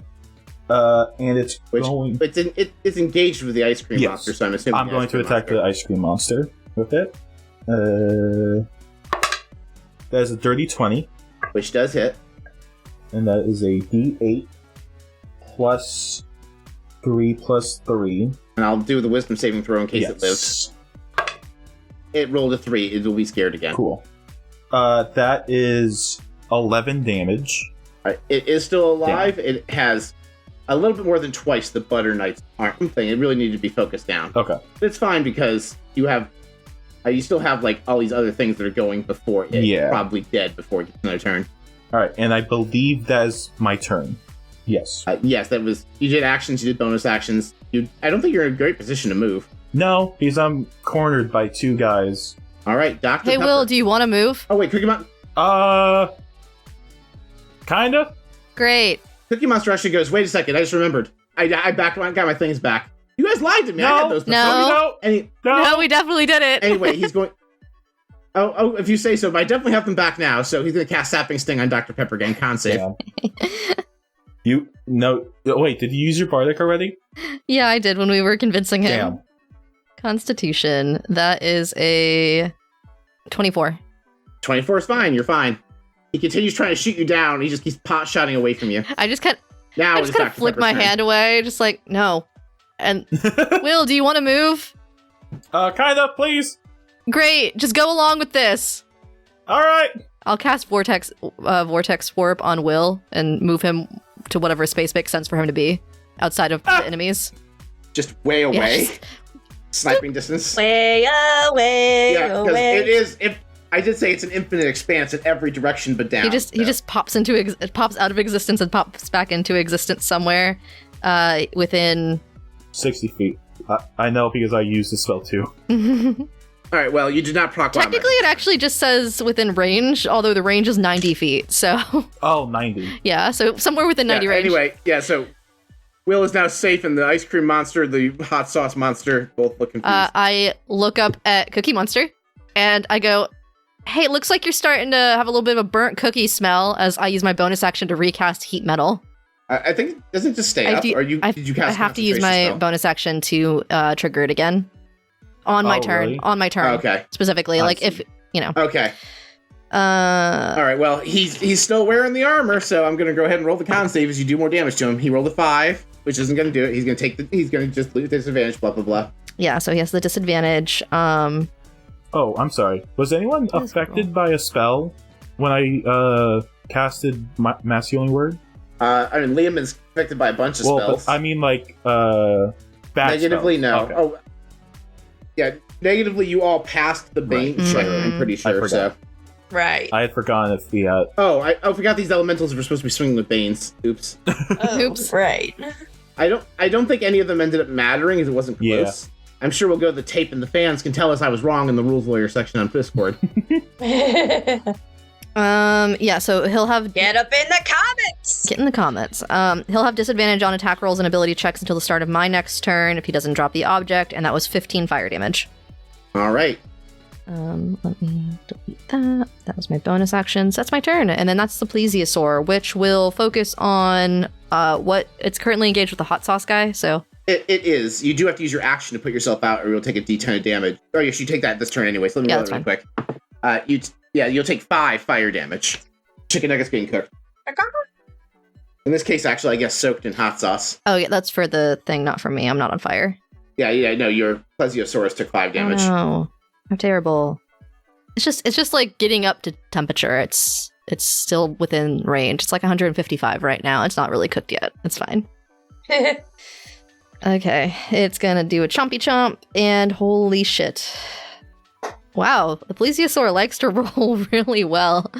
That's another 29 on a nat 20. Yeah, which all right, so... Or 26 on a nat 20. Pummel this. Yeah, so go ahead and deal all that extra damage to the fire elemental. The hot sauce elemental, rather. Yes, the hot sauce elemental. The Tabasco elemental. It's actually specifically named Frank. 21, 22, 23, 24. I see what you did there. That's a 25 for the chompy chomp. All right. And then that's my turn. Well, it's actually not your turn because it's also Liamon's turn. He is your conjuration. Oh, okay, cool.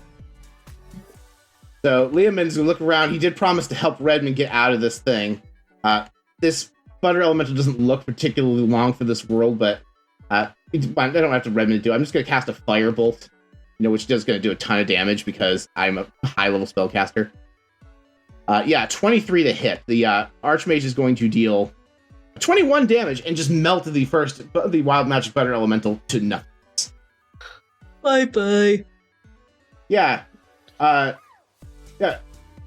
I have the best ingredients. Quality ingredients. Yeah. Yeah, you do. Pizza catchphrases. Can I roll something to see if Redmond can resist lapping up the melted butter? Sure, roll a wisdom save. Okay. That's a 4. Redmond absolutely just uses as a free action, gets on all fours and starts lapping up the butter. Interesting. Butter. All right, Cookie Monster is going to continue on his crusade to shoot Dr. Pepper out of the air. Make another Constitution save. What the fuck? We're using Lucky because I don't like the nat 1. That's better.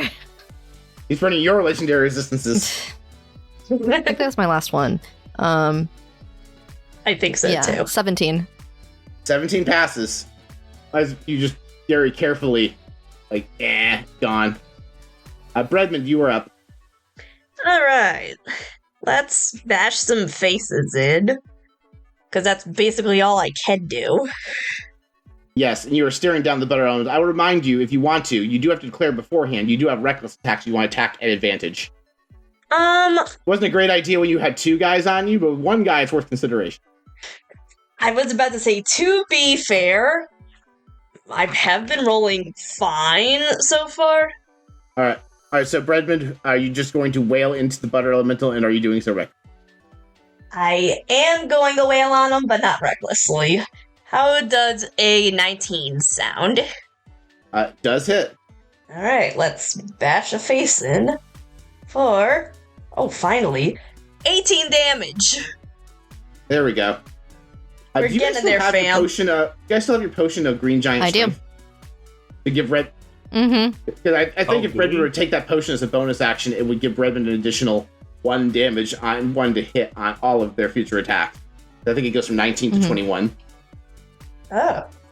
If you want to just quickly do that as a bonus action for doing your other attacks. Hey, Mr. Green Giant Man. I want to be strong like you. Chug, chug, chug. Well, no, you just eat your spin. Okay, that works too. I always. All right, so now you have. Hate that potion. There's a toenail in it. Oh, don't. What? I don't think Bredmond cares. Like that. I think actually in this universe it really is just spinach. It's just spinach juice. It's just a spinach. Bredmond is just Popeye now. Yes. You watch as Bredmond has an entire shockwave go through his body, and his forearms get unnaturally large. I'm Popeye the Sailor Capybara. That really doesn't work. Alright, let's go for the second attack now that I've got buffed up. Ooh, that's A 14? Yes, that's with the bonus. I already added it into my roll, so. Alright, so you know that won't hit. You do have the option to spend your luck points if you have them. Also, that was a nat 1. Would you like to spend a luck point before we resolve that as a nat 1? Yes. Okay. And I remind you, if you also can do reckless again if you think you're going to roll bad again. Yeah. Nah. Okay. How does a 23 sound? 23 hits. I figured as much, but I'm just going to play along with a bit. For 13 damage. Alright. And you have just crossed the bloody threshold on this thing. Okay then. On the second butter? Yeah, on the second butter knight, yes. The first one got melted. It was slightly over the bloody threshold, then you shot just slightly under the bloody threshold with that attack. I see. Alright. Third attack, because that's all I really can do, and no, not recklessly. How it does, holy macaroni and cheese, 32 sound! That's not a nat 20, by the way, that's a 19. Ooh. Wow. Okay, well, it does hit. I mean, that was never actually in contention, but I'm just like, holy macaroni and cheese, that is high. Alright, let's do, speaking of high, 20 damage. Oof. Ooh. Alright, so this thing is looking pretty shabby. Would you like to use your action surge and take 2 more swings at it? The other people seem to have Cookie Monster down on lock at this point, so yeah, I am going to use my action surge because I've just really got a craving for butter now. I want to make some butter cookies with your blood. Cookie Monster goes, cookies? Concerning. No. I'm making the cookies from you next. But I'm made of felt. That would be terrible. He just does not care. He's just hungry for blood at this point. All right, attack roll on this butter knight. All right, first attack. That's a 22. Hits. For 17 more damage. All right. And the next attack, that's a nat 20. Woo! Yeah, baby. Oh. All right. So you're probably going to kill it. It does not have a lot of HP left. Let's hear the damage number, then we'll resolve your wild magic. All right. Let's go with, let's see, the first dice is a 4, and the second dice is a 2, so 6 plus 6 plus 3 is 15. That'll do it. The butter right. monster collapses. Roll 2d100 for me. Cool. 84, 70. Was just the number 4 and 70? 84. 84, okay. Alright, so one you've already gotten is very good. One you've gotten several episodes ago and is just fucking random. You want the empirically good one or the fucking random one? I think at this point I just want empirically good. Okay, cool. You cast Ice Cream Storm on something. So you pick a point and it gets everything at 20 feet radius. I think you can aim it such you can get the Ice Cream Monster, which actually, no, the Ice Cream Monster would make no sense. I was about to say, really wouldn't that be like... Well, ice cream and the hot sauce. Yeah, but Ice Cream Monster's going to be immune to ice cream damage, logically. Yeah, it's true. I guess hot sauce would be the next best thing, but you would also only get the hot sauce monster. I think you can only get one target, so... air element, the croissant elemental, the ice cream elemental, the hot sauce elemental, butter's gone, and Cookie Monster are your options. If I may say, the hot sauce elemental should at least in my I would go with that. Yes, would be vulnerable to ice or cold. That makes sense to me. All right, so I'm going to have I will have that one roll its dex save to try and survive. It rolled a dirty 20, so it's going to take. You're rolling digital, right? So I'm just going to roll for the sake of getting this done faster, the 2d8 and the 4d6. Yeah, I forgot my dice because I forgot we were recording tonight, so I'm digital only. 15, 25. It had 30 HP, you did exactly 30 damage. Oh, wow, amazing. Yeah! As Bredman is just out for blood today, or at least on this turn. Bredman. Yeah, and then the Green Giant's going to make 2 swings on the Ice Cream Elemental. 27 to hit the Ice Cream Elemental for 9 damage. Pretty close. Can he finish the Ice Cream Elemental off with the second swing? 24 to hit. Please. For 12 more damage. Yeah, it's gone. Woo. Wow. Yeah. What is that? 3 enemies that were taken down on this single turn? Go, Breadmond. Cookie Monster looks very concerned. Yep. Breadmond's a late bloomer, apparently. Yeah, apparently I needed to warm my bread up a little bit more before getting good damage. It is just Cookie Monster and the Croissant Elemental. I forgot the Croissant Elemental existed, to be honest. I was actually ready to target the Croissant Elemental, but when you said, hot sauce, right. It gets vulnerability, I'm like, yeah, sure, let's go with that. Yeah. Alright. It would make sense in my mind for it to. Alright, Cookie Monster is going to use his legendary action to cast Blindness Deafness on Breadmond using 2 charges. Breadmond make a, I think it's Constitution or Wisdom. Let me look it up really quick. I have to spell. Please say Con. I'm actually good at those. It doesn't load the second. Here we go. Blindness Deafness. It is a Constitution save. Yes. Okay. Okay. Lucky, because I roll like garbage. That's marginally better. 15. 15 is the DC as you dodge a blindness. Oh, thank goodness. All right, layer action. I think I'm out of lucky points now. Sounds right. That makes sense. I still have 1, I think. All right. Cookie Storm's going to go off again. He's going to center it on the Green Giant. The Green Giant's going to make a dexterity saving throw. Come on, buddy. Yeah, a thing that giants historically are very good at. 10. It's going to take the 3d6 cookie damage. Damn. Because again, Deserter was 1 week, so he takes 7 damage. Oh, okay. Cookie Monster hates vegetables. It would be terrible if someone just made me eat vegetables for several years to pretend that the cookies weren't my favorite food.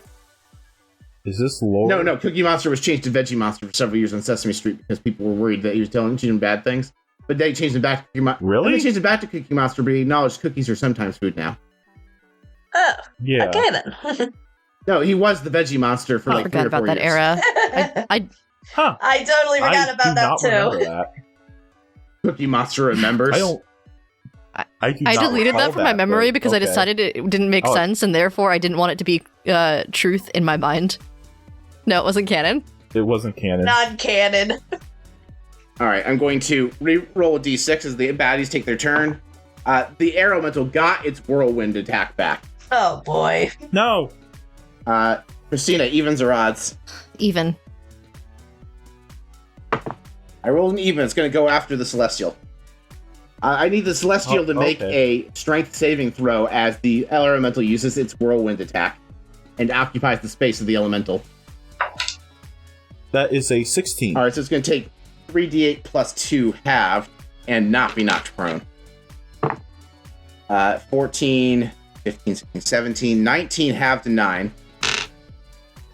That's the Air Elemental. So he is at 41. Cookie Monster is going to use his action to snap his fingers to make the armor disappear. He's going to use a bonus action. I forgot he had this as a bonus action. He's going to quick and spell a cantrip. Rude. Oh. What? Well. Yeah, he's going to Sapping Sting the Celestial. Another Constitution save. This is not me. Bruh. Okay. Con is a +3.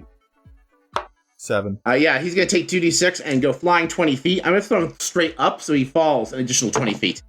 Ow. Oh, okay. So he's going to take 7 damage from Sapping Sting.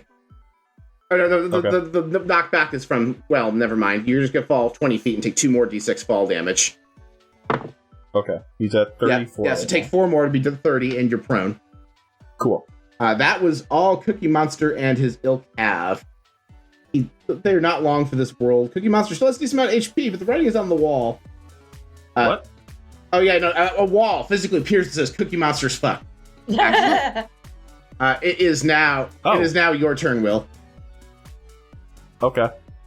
So there's a wall between me and Cookie Monster. That was a joke. Oh, okay. I mean, it doesn't matter. I said Will's I going was just after... commenting because I said the writing's on the wall. You're like, what? And I decided to be extra literal about it. Okay. I mean, it doesn't matter, because Will's going after that Croissant Elemental after what he did to Owly. Go, Will.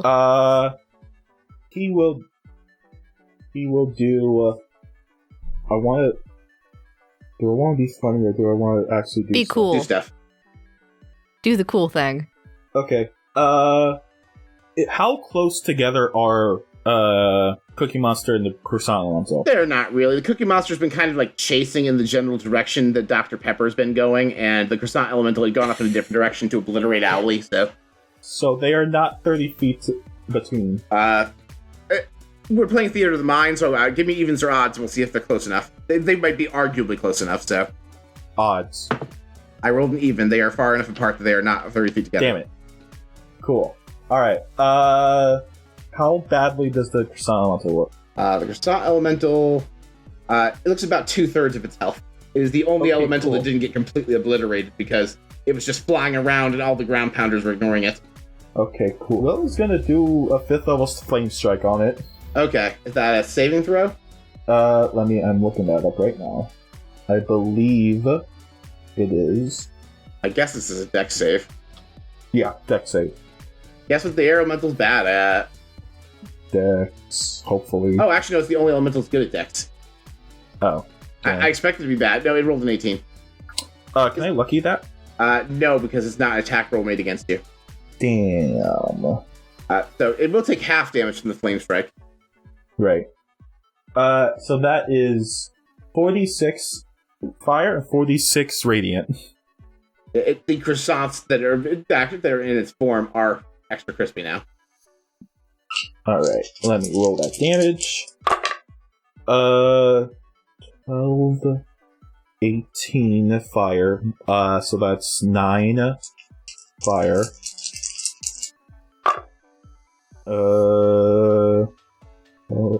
10, 17 radiant, which is half to like 8. Yeah. Okay. So 9 fire, 8 radiant. All right, it takes it. Let me roll a d20 and see if you proc wild magic really quick here. No. Cool. That was my last 5th level. I am going to then do. Let's go with Toll of Undead. Toll the Dead on Croissant Elemental. That was a Constitution save, if memory serves. That was. I believe it was. It rolled a natural 1. Yeah! Alright, 2d12. How bad is this guy looking? He's below half his HP now. Damn, okay. That is a 13 damage. Alright. Alright, now it's my Celestial and Undead. Celestial is prone, right? Yeah, so it just has to move to stand up. It's kind of inconsequential. I just wanted to book check it into the ground really hard. Cool. He'll do that, I guess. And then, let's go, he'll do 2 on Cookie Monster, 1 on Croissant. Okay. So, first one on Cookie Monster. That is 22. Yes. And second attack on Cookie Monster is a dirty 20. Both will hit. So that is 2d6. 2d6 plus 8. Yes, so for each. Yeah, so 4d6 plus 16. That was 28 radiant. Cookie Monster is now bloodied. Cool. Then I'm going to do the one on Air Elemental. Croissant Elemental. That will be a 13 to hit. 13 does not hit. Damn. Alright. Now it's my ghosty boy. He was around the... He was on the ground with ice cream and hot sauce, but I assume as a ghost he can fly. Yeah, he can. I assume they're relatively equidistant. The air elemental has very little HP left. Okay, then the ghost will go up to the air elemental. And so he will do his Deathly Touch. That is... It's above a 20. Yeah, it's a 30, above the 30-20. So that's a D8. Shit. That's a 7 damage. Not enough to delete the air elemental. He also has to make a wisdom save or be frightened. He is frightened. If you ignore him, he will just run away. So yeah. Cookie Monster's like, you shit. I want him dead. Okay. I want him dead. I understand. After what he did to Owly, he's mine. And then that's my turn. Anything that happens before I go? Cookie Monster is going to consider his life options. Okay. If he takes too long, I'm just gonna. Yeah, he's going to just cast. He's not gonna cast his wish spell. That'd be funny though. Yeah, fine. He's gonna sapping sting Dr. Pepper again. Why did I see that coming? Oh my god, my dice are on fire tonight. Nat 20. All right, so obviously that doesn't work. Roll 2d100. All right. Wow, do we keep rolling in the 80s? 81 and 26. All right, 81. We cast Bane on him again. Let's see if 26 is more exciting. No, the 26 is the bad one. So you cast Bane just on Cookie Monster. So I'm gonna have him. I guess the air elemental's gonna try and fuck off, but we'll see. Actually, the air elemental's already baned. Cookie Monster gets a 6. I was gonna say, I think he has disadvantage. Doesn't matter. He blew it. So, and the air elemental was already baned. I kept forgetting. It hasn't gotten a turn since the last time it went. Cool. So, and it's just ability checks. Yeah. See, it is now officially Dr. Pepper's turn, and it's also Liam's turn. Cool. And my dinosaur's turn. Firstly, yeah. Oh yes. I'm gonna sling a 3rd level ray of sickness at Cookie Monster. Like, it's time for you to have a sugar crash with all those cookies, and gonna go ahead and roll that attack to hit. That's gonna be a dirty 20. Hits. Cool. He needs to make a con save. 18 on the dice, and I know he has a positive, but I don't know what it is offhand. That's a 25. Okay. Yeah, that passes. Boo. He's still gonna take the damage, which at 3rd level is 4d8, which... Ooh, 20 damage. All right. And then I'm gonna bonus action chug an energy drink for this last potion of speed that we have. Do I want to bonk him or hit him with frostbite? Yeah, you're the only person who get in melee with him because you guys are flying around. Yeah. The question is, do I want to? It's more guaranteed damage, although the frostbite's higher damage if it hits. I'm gonna bonk him. So I'm gonna just take my magical quarterstaff and I fly up and I just like smack him on the head. All right, give me the attack roll. Yeah. Cool. Boop. That's gonna be +6, so that becomes an 18 to hit him. 18 hit. Nice. Yeah. Oh, okay. Max damage on the roll. That's 8 bonk damage. All right. Bonk damage. Ow! Take a nap. Go sleep. Is that Dr. Pepper's turn? That's my turn, but it's my dinosaur's turn next. Is there anything directly around my dinosaur? And Liam. Yeah. There's nothing left on the ground. Cookie Monster and the Croissant Element are both in the air. I think the dinosaur's looking around. It's confused. It sees I just bonked Cookie Monster, and it can also offer the help action to someone on the ground who does have a ranged attack. I'm gonna be honest. If you could get the air elemental down to Will, he's going to be very happy. Can I try to have it knock the croissant out of the air towards Will? How are you going to do that? Your dinosaur does not fly. Remember, we agreed that it technically can because it has a swim speed. Oh, it's swimming through. Okay, yeah. Oh, okay. Yeah, sure. It swims through the air. Sure, it gets up there. Okay. So go ahead, and if you're trying to just knock it down, roll an athletics check instead of an attack. Okay. Try and shove it. Nice. No roll contested. That's strength. Yes. 22.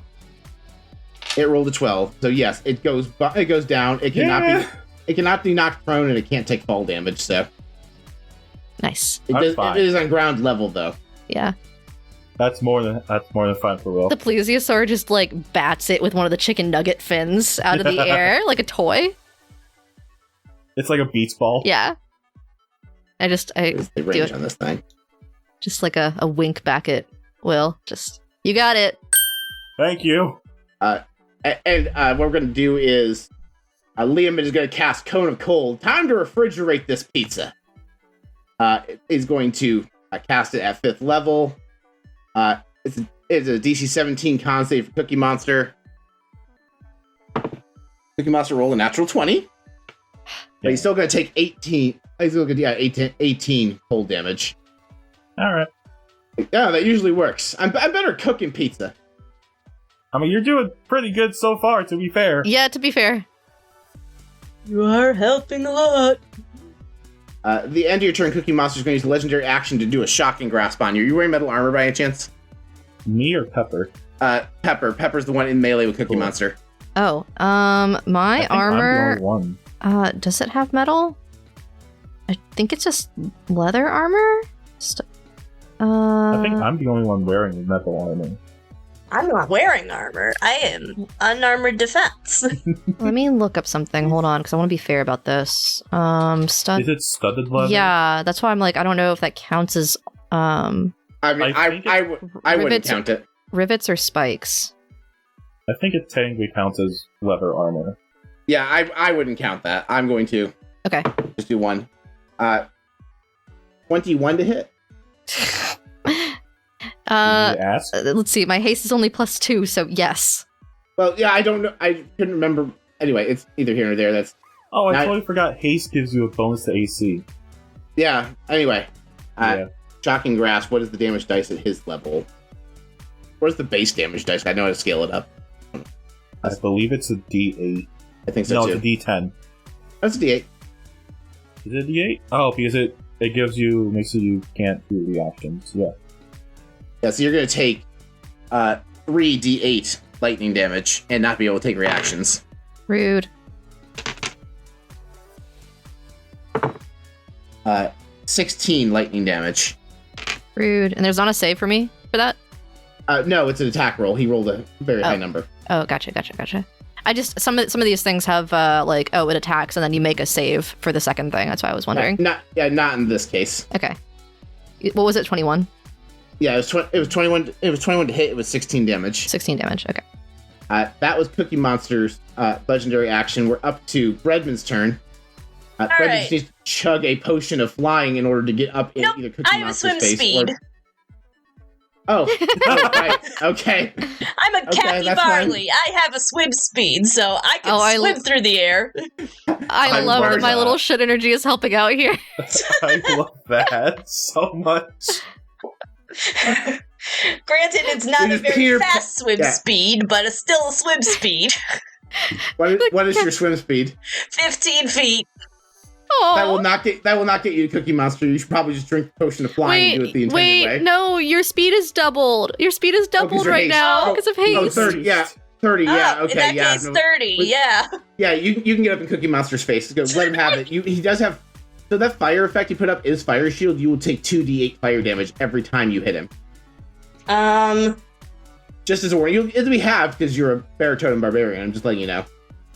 Yeah, that's I'm just imagining the little puppy paddles, the Cappy Barley paddles, just going really fast. yeah. Breadman just goes, hold on a second, puts his axe in his teeth so he can doggy paddle up to the monster and then pull it back out. I was just about to say he's doing the whole doggy paddle. The feet are moving so fast. Will, the feet, look at the feet, they're so quick. Oh my god, holy shit. It's basically just this GIF I just posted. Alright, so you do doggy paddle up to Cookie Monster. You have 3 attacks, and you're just letting you be aware of the thing that's happening. Okay. Alright. Let's go and bash this Cookie Monster in. Just attack!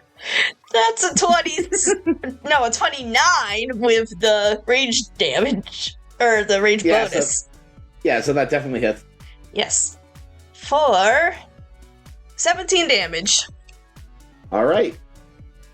Oh no, Cookie Monster gonna deal his 2d8 fire damage to you as just a burst of fire shoots you in the face for 10 half to 5 damage. Alright. 22. 22 hits. For 20 damage. 20 damage, oh geez. Now Bredman's cooking. Incidentally, you take 4 fire damage after reductions. Okay. You're literally cooking. I'm literally cooking, but I'm doing more damage than I'm taking, so I don't care. Third If I had a attack. nickel for every time I made content for this podcast where someone with fire shield had a barbarian go, fuck you, I'm gonna hit you anyway, and it worked great. Dirty 20. Hits. For 13 damage.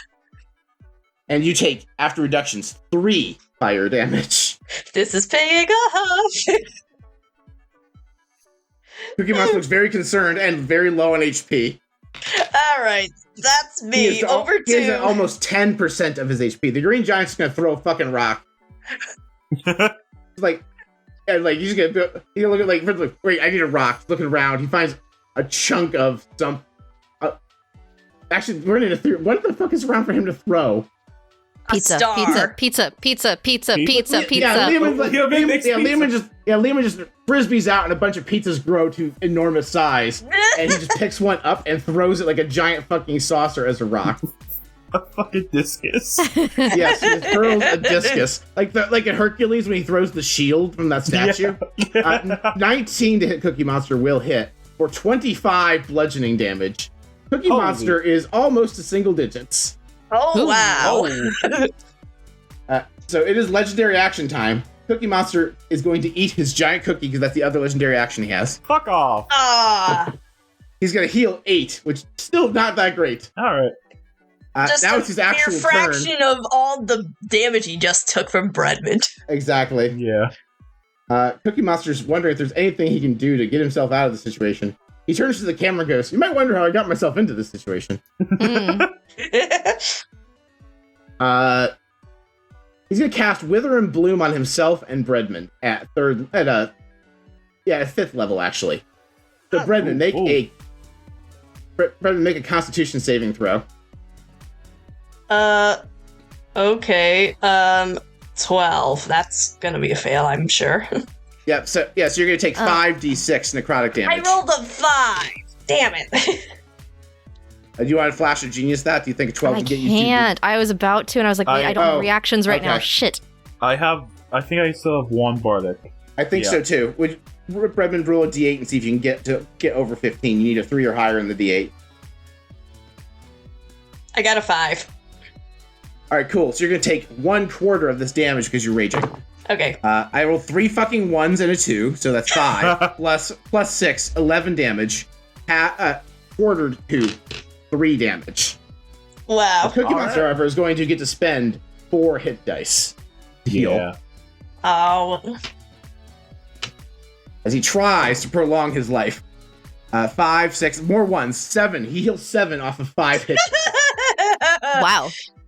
He has exactly 1/10 of his HP. Alright. Okay. How's that healing doing for you? You're just prolonging the inevitable.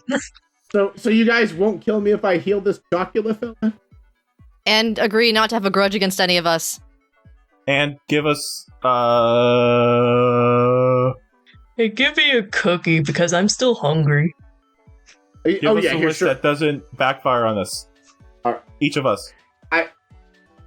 Roll persuasion. You had him until you asked for 4 wishes, because he needs to use a wish spell to heal Chocula. Shit. God damn it. No. You may share 1 wish, and right, just do the wish to heal Chocula. I rolled an 18 plus 1. Well, to convince him? Yes. Pretty please, Alright. can I just have the cookie for free? Oh, the cookie. Yes, you can have the cookie. I thought you were trying to convince him to give you all a wish. No, Bredman has one singular thought on his mind, and it is food. All right, so fine. I would like to continue existing, so yes, please. I surrender. He's not, and Will's pointing to the air elemental. The air elemental is trivial for you all at this point to kill. The air elemental doesn't even have Cookie Monster on his side anymore. You kill the air elemental. Congratulations. I don't care. He's gonna do it. Yeah, no, you do. I'm just saying we don't have to prolong this. You do kill it. Okay. Yeah. Cookie Monster so Cookie Monster bamps you all back. Okay, let's get this over with. First of all, wait a second. I almost forgot. He summons a magic fucking contract that we have to sign it because I don't want you all to get your wishes then immediately fucking kill me. So everybody involved in this, the three of you, Chocolate and me, all sign this contract. I want to review the contract. I'm gonna review the contract. Yeah. Oh yeah. Roll an insight check at advantage, which I don't know who's better at insight. Ooh. Okay. Dirty 20. Meanwhile, Breadman is just nibbling on his 19. cookie. Yeah. Yeah, with a dirty 20, you're confident Cookie Monster wants to live, and he doesn't want to create a contract that would result in you being able to pull out of it by him being a dick to you, so he just wants to be fine. Before I start reading it, I look at Cookie Monster, I look at the contract, I look back at Cookie Monster, and I do the I'm watching you thing with my hand to my eyes, and then I read through the contract, and I'm like, alright, it looks solid. Will's eating the croissant while reading. Okay, so... Concerning. Yeah, so Cookie Monster signs it, Count Chocolate, after you get him up to speed, signs it. Elijah goes, can I have... No. I draw the line, you did nothing. Jerry's like, can I have a wish? You can have a new abacus. He snaps and he has a really nice abacus now. Wait. Are we all getting a wish, or is it just Chocolate? Oh, you guys get to share one wish. The other people, the rest of it is just a joke. The Chocolate gets a wish, it's going to turn him back after you all sign it. You all have to agree on a wish. Okay. Group huddle. Yeah, so first of all, does everybody sign it so I can turn Count Chocolate back into a dude? Yeah. Okay, Count Chocolate is now a dude. Cool. I wish for a cookie. No. You just got one. I want another one. I'm still hungry. You know what? Here's the burger thing. Lehman's like, 1 second. Oh shit, my house is in there. The genie snaps his fingers and Lehman's house is there. Lehman springs back down. Comes out, brings you a cookie pizza. Yay! Wait. Cookie pizza? It's a pizza cookie, like they serve at Papa John's. Right. Like the okay. very long. I was about to say, if you put cookies on a pizza, I think that's unforgivable even to Breadman. But you know what is really good for dessert pizzas? Those like apple pie pizzas. Those are so good. Oh yeah, I've had that. Lehman's like, fine. Lehman walks back into his hut, pulls out a apple pie pizza. Yay! Pie is the best dessert. Apple pie pizza. It's like a duality of pie. It's an apple pie and a pizza pie in one. I love it so much. Anyway, back to the wish. Yes. What the fuck did we ask? Yeah, I didn't think we'd get this far, to be honest. I thought we'd just kill him, to be honest. Decide or Breadman is going to wish for a lifetime supply of some kind of food. But you have to agree on one wish as a group, so. Can I banish Breadman? Can we just agree that we want to wish to be able to become the best versions of ourselves or something like that? Yeah. Fulfill our potentials? Whatever. How would we word that? I mean, it's got to be a legit wish. We can't, according to the contract, but no twisting of it. I want to be the very best, like no one ever was. Yeah. Cookie Monster snaps his hand. You each have 6 very well-trained monsters. Whoa! It would be like everyone who participated in this event. I mean, you don't need to worry about the legalese part of it. You can just tell him what you want, and he'll figure it out. Okay. I promise not to fuck you over. Okay, so that sound good? We're going with best potential for ourselves. Yeah, I think that's a good one. All right, cool. You want me to unlock your potential? Okay. Yeah. He grows a third hand. He puts a hand each of your forehead like Guru in that one episode of Dragon Ball Z. Oh man. Bad touch. And your wish is granted, and there's just a big burst of light. You're all now level 20 adventurers. Ooh. Flamesword kill him. No. No, you can't do that. No. Yeah, he's actually magically protected from you and vice versa. Yeah. I'm joking. Anyway, we have an accord. I will not cause any more chaos in Candyland until all 3 of you have passed. Well, all 4 of you. Count Chocolate can now die again, so once all 4 of you have passed your natural lifespans, I can do shit again. But until then, he disappears. With his lamp. Gotta get working on a potion of forever life. Mortality. Yeah. Or one of us could just spend like a druid. I thought they triple their lifespan. If only I was a monk instead of a barbarian, and then I would just be functionally immortal anyway. I'll figure it out. You still have an Yeah, that's rule. You would still die of old age. That rule is stupid. How do you die of old age without aging? That doesn't make sense. It's like, my heart has run out of heartbeat. It's kind of weird. Yeah, but the manufacturer's warranty has worn off on my heart. Yeah. Anyway, guys, I think we solved the issue. We should probably go back to King now. Yeah, we probably should. You go back to the King, and first of all, Count Chocula does the whole thing. He swears fealty, blah blah blah. Where's the narrative I wrote here? All right, you return to White Castle, hailed as heroes. Do you have the Celestial before he destroy the cookbook? I'm gonna say we keep the Celestial. I think he did Celestial and the Ghost. He only exists for a minute, so do you want him to destroy the cookbook before he disappears? Oh, yeah, we definitely gotta fuck that shit up. We can't let that get in the wrong hands. Yeah, so at least for another 100 years. Like a phone book. Yes. I'm not worried about it. Like, by the time we would return to this world, the book would be back. So, you enter the castle, greeted by the Burger King. He's like, my friends, I don't know what you did, but I've been cured of my terrible curse. The genie did him a solid and also undid the curse. The king was under a curse? I don't remember that. The Burger King was the Burger King from those commercials with the unsettling giant rubber head. Oh, right, that. Oh, and that was the curse, so now he's just a normal person? You just thought his head was always that big?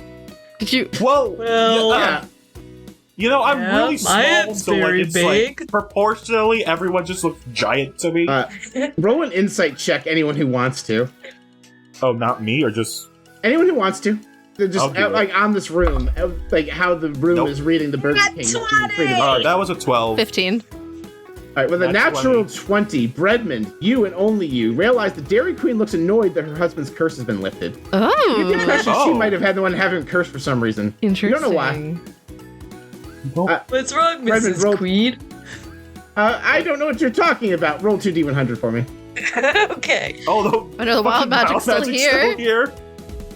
Yeah, it's gonna take some while for the damage to the weave or whatever to go away. So yeah, it'll fix eventually. The first one is 23, and the second one is 88. Wow, we really could not stay out of the 80s this episode. God, really? You can't. All right, so Breadman, you have a choice of, they'll both be bad. I'm going to modify one. You could just burp, it'd be really nasty and cast Thinking Cloud. Or you summon 1d10 chicken nugget velociraptors that you can just eat. You just get really big fucking chicken nuggets and you eat them. Well, obviously, Breadman's gonna want the giant chicken nuggets. Yeah, so he's distracted by that and does not inquire further into the queen's having cursed her husband to be a rubber-faced man. I've since replaced my Plesiosaurus necklace and I just cover its eyes even though it's a necklace at this point. But the Burger King and Dairy Queen do say, we did promise you we'd each grant you one wish within our power. What do you each want? Not a wish spell, like what can a king or queen do for you? Ooh. They can give you money, land, titles, they can forgive crimes. What do you want? Food! Anything the most powerful government official in the land can do, they can do. Endless food. Oh yes, yes, no problem. The Burger King says, I received this item of artifice a long time ago, and he hands you a takeout box of infinite cheeseburgers. Oh, so we have two of them now? Yes. Breadman made a very underwhelming wish. Wait a minute. We already have something like that. Too late, no takesies backsies. Hey. Can I at least swap this out for a different type of thing instead of burgers? Oh, you know what? Here, ask me Royal Chef. Red Robin, what do you have? He goes, I have a takeout container of bottomless fries. Yay! That'll go well. Fries and burgers. How yummy. This miniseries not brought to you by Red Robin. Not brought to you by anything that we've said. Yes, but that one was like such a shameless plug. So that's Breadman's wish. Breadman now has unlimited fries and hamburgers for the rest of his life. Bottomless fries, literally. I want a property on a piece of land that's titled to me where it is big enough that I can do all kinds of experimentation and item and alchemy creation. All right. the king says, "Oh, Royal Surveyor, what lands do we have available? We can pledge to Dr. Pepper." Give me a second to just Google locations Candyland. You mean you don't have this knowledge offhand? All right. So you can have all of the land north of the Peppermint Forest. Nice. So basically, you have a somewhat tundra-y home north of a forest that's full of candy canes. I'll take it. Wouldn't have been able to afford that in my entire life. Yeah. Yeah. I mean, it's basically you've been given the state of Alaska is what you have. Listen, I'll take it. But can you see Russia from it? The Florida Surveyor says, we should warn you, there is a legend about a curse of like these undead zombies north of that wall of the forest called White Walk. No, that's a different property. We're not doing that. You don't have to worry about the White Walkers from Game of Thrones. It's fine. Good. That's okay. Yeah, that's fine. Oh fuck. I didn't think this through. You're the only person with a plot hook outside of doing this adventure. You haven't thought about why. Yeah, I know. There are two things I could easily do. I'm gonna do this one. I always promised Eliza that I would work under you with her. Could I, be a part of your, could I be, your, head cleric or something? Yes. Summon the current head cleric. The current head cleric walks in. What can I do your site? You're fired. Will is now our head cleric. Cool. Oh my... I didn't think that would... You could have asked to be, just be part of the court, and you would have been made, the apprentice and eventually... No, you asked for this guy's job. It was definitely already filled. This guy's level 20. This guy's, the best cleric out there. I'm just saying, you took this old man out of a job. He needed to retire. I'm literally a level 20 cleric of magic, so, I feel bad, but, Just immediately hire the guy back as your apprentice. I mean, yeah, do you want to still have a job, dude? Oh yes, that would be great, actually. Yeah, please. I feel bad. Alright, cool. And he hands you his very nice fantasy Pope hat. Okay. That's a good look for you. It's fine, I'm now the cardinal of the Flying Spaghetti Monster. Yeah. I'm going to quickly lean into Pepper. I'm very much going to change this outfit.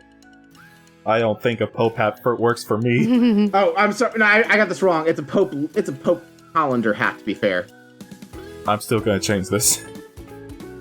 What the fuck is a colander hat? This is Church of the Flying Spaghetti Monster. It's a pasta strainer. Oh, so it just has holes in it? Yeah. Yeah, it's just a pasta strainer that has the symbol of, it has a crucifix on it or something. I said a Pope hat, but it's literally because he's the Pope in this universe. You're wearing a pasta strainer. Yeah, this is getting changed. The Flying Spaghetti Monster's vicious appears like you're gonna change the official hat of my religion. Dude, are you kidding me? Look at me. Do I not look stupid? I think it's a good look for you. Pepper, you're not helping. Will, you've known me for, 4 years now? I mean, come on. Look.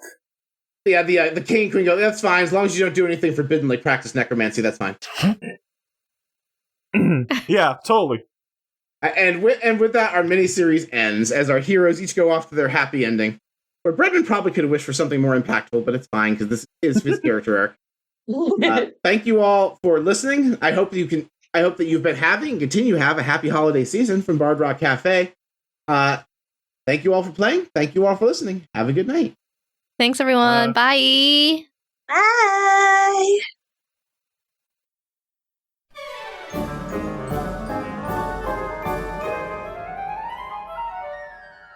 Isn't this basically just the same thing as before? Do you have a degree in marketing? Because I have a degree in marketing. He's got you there, Doubletail. Your only degree's in the School of Hard Knocks. Sure, whatever. Paycheck's a paycheck, I guess. That's the spirit.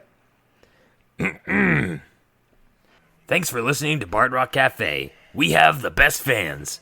Remember to follow us on social media so you never miss an update, and be sure to check out our sponsor, Dragon Master Games, for your TTRPG needs. If you aren't already, consider subscribing to the show on Ko-fi to help cover production costs. Subscribers get special rewards like their own channels on the podcast Discord, personalized messages in the mid-roll ad spot, and more. And of course, we're partnered with FanRoll, whose wide variety of dice and other tabletop accessories are sure to have something unique to add to your table. Links to all that stuff can be found in the show notes. Okay, now in the promo with their patented people's wink. We did this bit already, but sure. I wink in a podcast, and it's really good. It's called a callback. Thanks for doing the ad read, Barry. I told you not to call me Barry. Until next time, everyone, rock on.